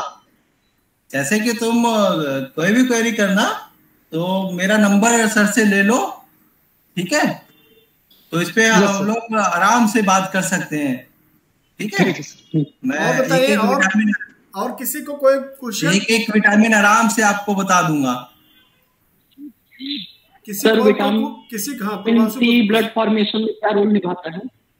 Blood, जैसे फॉलिक एसिड में आपने देखा, तो फॉलिक एसिड में क्या हो रहा है? विटामिन की कमी की वजह से प्रोलिफरेशन और आप देख रहे हैं मैच्योरेशन में दिक्कत आ रही है। उसमें होता क्या, कमी की वजह से वो एबनॉर्मल हो जाता है साइज। आपने मैग्नोब्लास्टिक एनीमिया कहा ना, इसकी कमी से, तो इसमें आप देखेंगे कि उसका ना तो मैच्योरेशन होता है, दूसरी बात डीएनए के फॉर्मेशन वगैरह में भी ये मेजर रोल प्ले करते हैं, B9 और B12, है ना? जी सर। जिसमें सिंगल भाई B12 क्या करता है? सिंगल कार्बन यूनिट का ट्रांसफर करता है, है ना? तो सभी बच्चे, हमको लगता है कि सर के इतने लंबे लगभग 1.25 घंटे के व्याख्यान। नहीं सर, मैंने बहुत काट दिया सर, बहुत। मैं दीवार से बात करते करते थक गया। तो लगभग 1.25 घंटे तक हमारे बच्चे आपको सुने, आपके इतने बड़े लंबे व्याख्यान से हमें पक्का विश्वास है, या कह लीजिए पूर्ण विश्वास है कि बच्चे लाभान्वित अवश्य होंगे और उनकी नहीं एक्चुअल क्या सर, अगर ये लोग स्क्रीनशॉट लेते हैं ना इनको जैसे मतलब कुछ स्लाइड्स का, कर लिए हैं सर। तो इनको उससे लिए हैं हम लोग स्क्रीनशॉट लिए हैं सर, लिए हैं सर, लिए हैं सर। देखिए ना हमारे बच्चे स्मार्ट है सर। नहीं तो इससे दिक्कत होती है ना सर, क्योंकि हमें सभी नहीं का पता स्क्रीनशॉट लिया है हम लोगों ने। हाँ नहीं नहीं, ये सारे बच्चे हमारे सर बहुत आपकी smart- पीपीटी हम लोग को चाहिए। नहीं वो सर को मैं दे दूंगा, उसमें कोई परेशानी नहीं। लेकिन मजा तो तब है कि जैसे आपने कोई एक विटामिन कहा, ठीक, तो उस विटामिन पे अगर डिस्कस करना है, जैसे बात करना है, जैसे हम लोग बीटा कैरोटीन की बात करें, है ना, तो जैसे ये टूट गया 2 पार्ट्स में, है ना, बीटा कैरोटीन एक मॉलिक्यूल है, 2 पार्ट्स में टूट गया, ऑक्सीजनेज ने तोड़ दिया इसे 2 पार्ट्स में। अब क्योंकि विटामिन फैट सॉल्युबल है तो एस्टर ने इसे क्या करा, स्टोर कर लिया। और स्टोर करने के बाद क्या हुआ, लाइपेज जो है, लाइपेज ने अलग कर दिया एस्टर से, क्या रह गया हमारे पास, रेटिनॉल। वो फर्दर 11 ऑल ट्रांस रेटिनल में कन्वर्ट हुआ, फिर ऑल ट्रांस रेटिनल से फिर उसमें आइसोमेरिक फॉर्म में, यानी 11th पोजीशन पे फिर बेंड करेगा, और 11th पोजीशन पे बेंड करने पर 11 सिस रेटिनल का फॉर्मेशन होगा, और 11 सिस रेटिनल फिर जाके ऑप्सिन के साथ जुड़ेगा, रोडॉप्सिन का फॉर्मेशन करेगा डार्क में। तो यानी कि डार्क में जब ये जुड़ता है तो किससे जुड़ा 11 सिस रेटिनल इथेनॉल अमाइन एल्डमिन से, इथेनॉल अमाइन से, है ना। तो ये चीजें जो है बहुत है इसमें, हम लोगों ने, मैं बहुत कम कर दिया, बहुत थोड़ा कर सर, हम लोगों को करीब महीना भर लग जाता है विटामिन में। तो अब इनके पास ज्यादा समय भी नहीं है ना सर। कब है क्लासेस, कब है इनके एग्जाम सर? एग्जाम्स तो वही सबका आया हुआ ना, प्रिंसिपल ACS का आया हुआ है सबका, तो एग्जाम मार्च में होगा ना। हाँ नहीं, हमारे यहाँ सर सेमेस्टर का एग्जाम 12 तारीख से है। 12 फरवरी से। हाँ सर। प्रैक्टिकल नहीं, प्रैक्टिकल नहीं हुआ अभी? नहीं सर, प्रैक्टिकल जस्ट इसके बाद होंगे। अच्छा, तो हमारे यहाँ प्रैक्टिकल पहले है। नहीं, होपफुली सर आपसे मुलाकात हो जाएगी सर। होगी। तो बच्चों, सर का इतना लंबा आपने लेक्चर सुना, और ये निस्संदेह हमें पूर्ण विश्वास है कि आप सारे विद्यार्थी हमारे लाभान्वित हुए होंगे। और ये इतना सर का विटामिन पर बहुत बड़ा काम है, और ये सब देखिए इतनी ज्यादा जानकारी दी, हम भी आपके साथ बैठे रहे। तो सर विटामिन सी पे बहुत इंटरेस्टिंग एक काम किया गया था। उसमें था कि हम लोगों ने लार्ज डोजेस दिए विटामिन के, और उसमें पाया कि सर विटामिन के सी के लार्ज डोज देने पे जो ब्लड में ग्लूकोज लेवल डाउन हुआ, और मजे की बात है सर ऑक्सीटोसिन लेवल बढ़ गया। तो इससे ये हो गया कि एक तरफ जो ऑक्सीटोसिन का कैरेक्टर होता है, बेसिक कैरेक्टर, वो सामने आ गया। और ये जो है सर क्या नाम है, खासतौर पर डायबिटिक के लिए बहुत अच्छा है। तो हमारी बिटिया, बेटा तो ये हेलो, हाँ सर, हाँ सर। अच्छा, नहीं यार, मूड नहीं है उसका। तो ये बच्चे हमारे लाभान्वित हुए होंगे, और बच्चों हम प्रयास करेंगे कि मेरा नंबर दे दीजिएगा अगर कोई कुछ होता है, जैसे और दूसरे टॉपिक्स है, स्टैंड साइकिल वगैरह, तो अगर बाकी के दूसरे हो तो हम लोग मुझे अच्छा लगता है सर इंटरेक्ट करने पे। थोड़ा सा ये रहता है कि हमें ये लगता है कि इनके सवालों से ये लगता है कि हाँ, इस डायमेंशन में थोड़ा और करने की जरूरत है, ये पता चल जाता है किस डायमेंशन में और चाहिए काम। तो सर आपका बहुत बहुत आभार, बहुत बहुत धन्यवाद। जंतु विज्ञान विभाग आपने हमें इतने प्यारे प्यारे बच्चों से मुलाकात करवा दी। तो राजकीय जंतु विज्ञान विभाग राजकीय स्नातकोत्तर महाविद्यालय सैदाबाद प्रयागराज की तरफ से आपको बहुत बहुत धन्यवाद कि आपने अपना कीमती समय निकाला हमारे बच्चों के ज्ञानवर्धन के लिए, और हमारे बच्चे निस्संदेह इससे काफी ज्ञान प्राप्त किए होंगे। और कल लेक्चर की संख्या तो 11वां लेक्चर है, लेकिन कल अंतिम लेक्चर है, और कल के जो अपनी वक्ता हैं professor Neelam Yadav department of biochemistry, doctor Ram Manohar Lohia, Awadh university Ayodhya, वो हैं और वो कुछ आपको जानकारी देंगी सेपरेशन ऑफ बायोमॉलिक्यूल्स पर वो जानकारी देंगी, इलेक्ट्रोफोरेसिस के बारे में बताएंगी। और कल हम लोग इस 10 दिवसीय कार्यक्रम का समापन करेंगे और अपने विभाग के जो ज्वाइंट डायरेक्टर हैं वो भी आपके कार्यक्रम में आएंगे, वो भी देखेंगे कि आप लोगों ने क्या सीखा। इसलिए कल आप लोग 4:45 बजे हर हाल में जुड़ जाइए। तो सर आपका बहुत बहुत धन्यवाद सर, बच्चों का भी, बच्चे इतना मन लगा सर, अच्छा लगता है बच्चों से इंटरेक्ट करना। Thank you sir. Thank you so much sir, thank you. Thank you sir.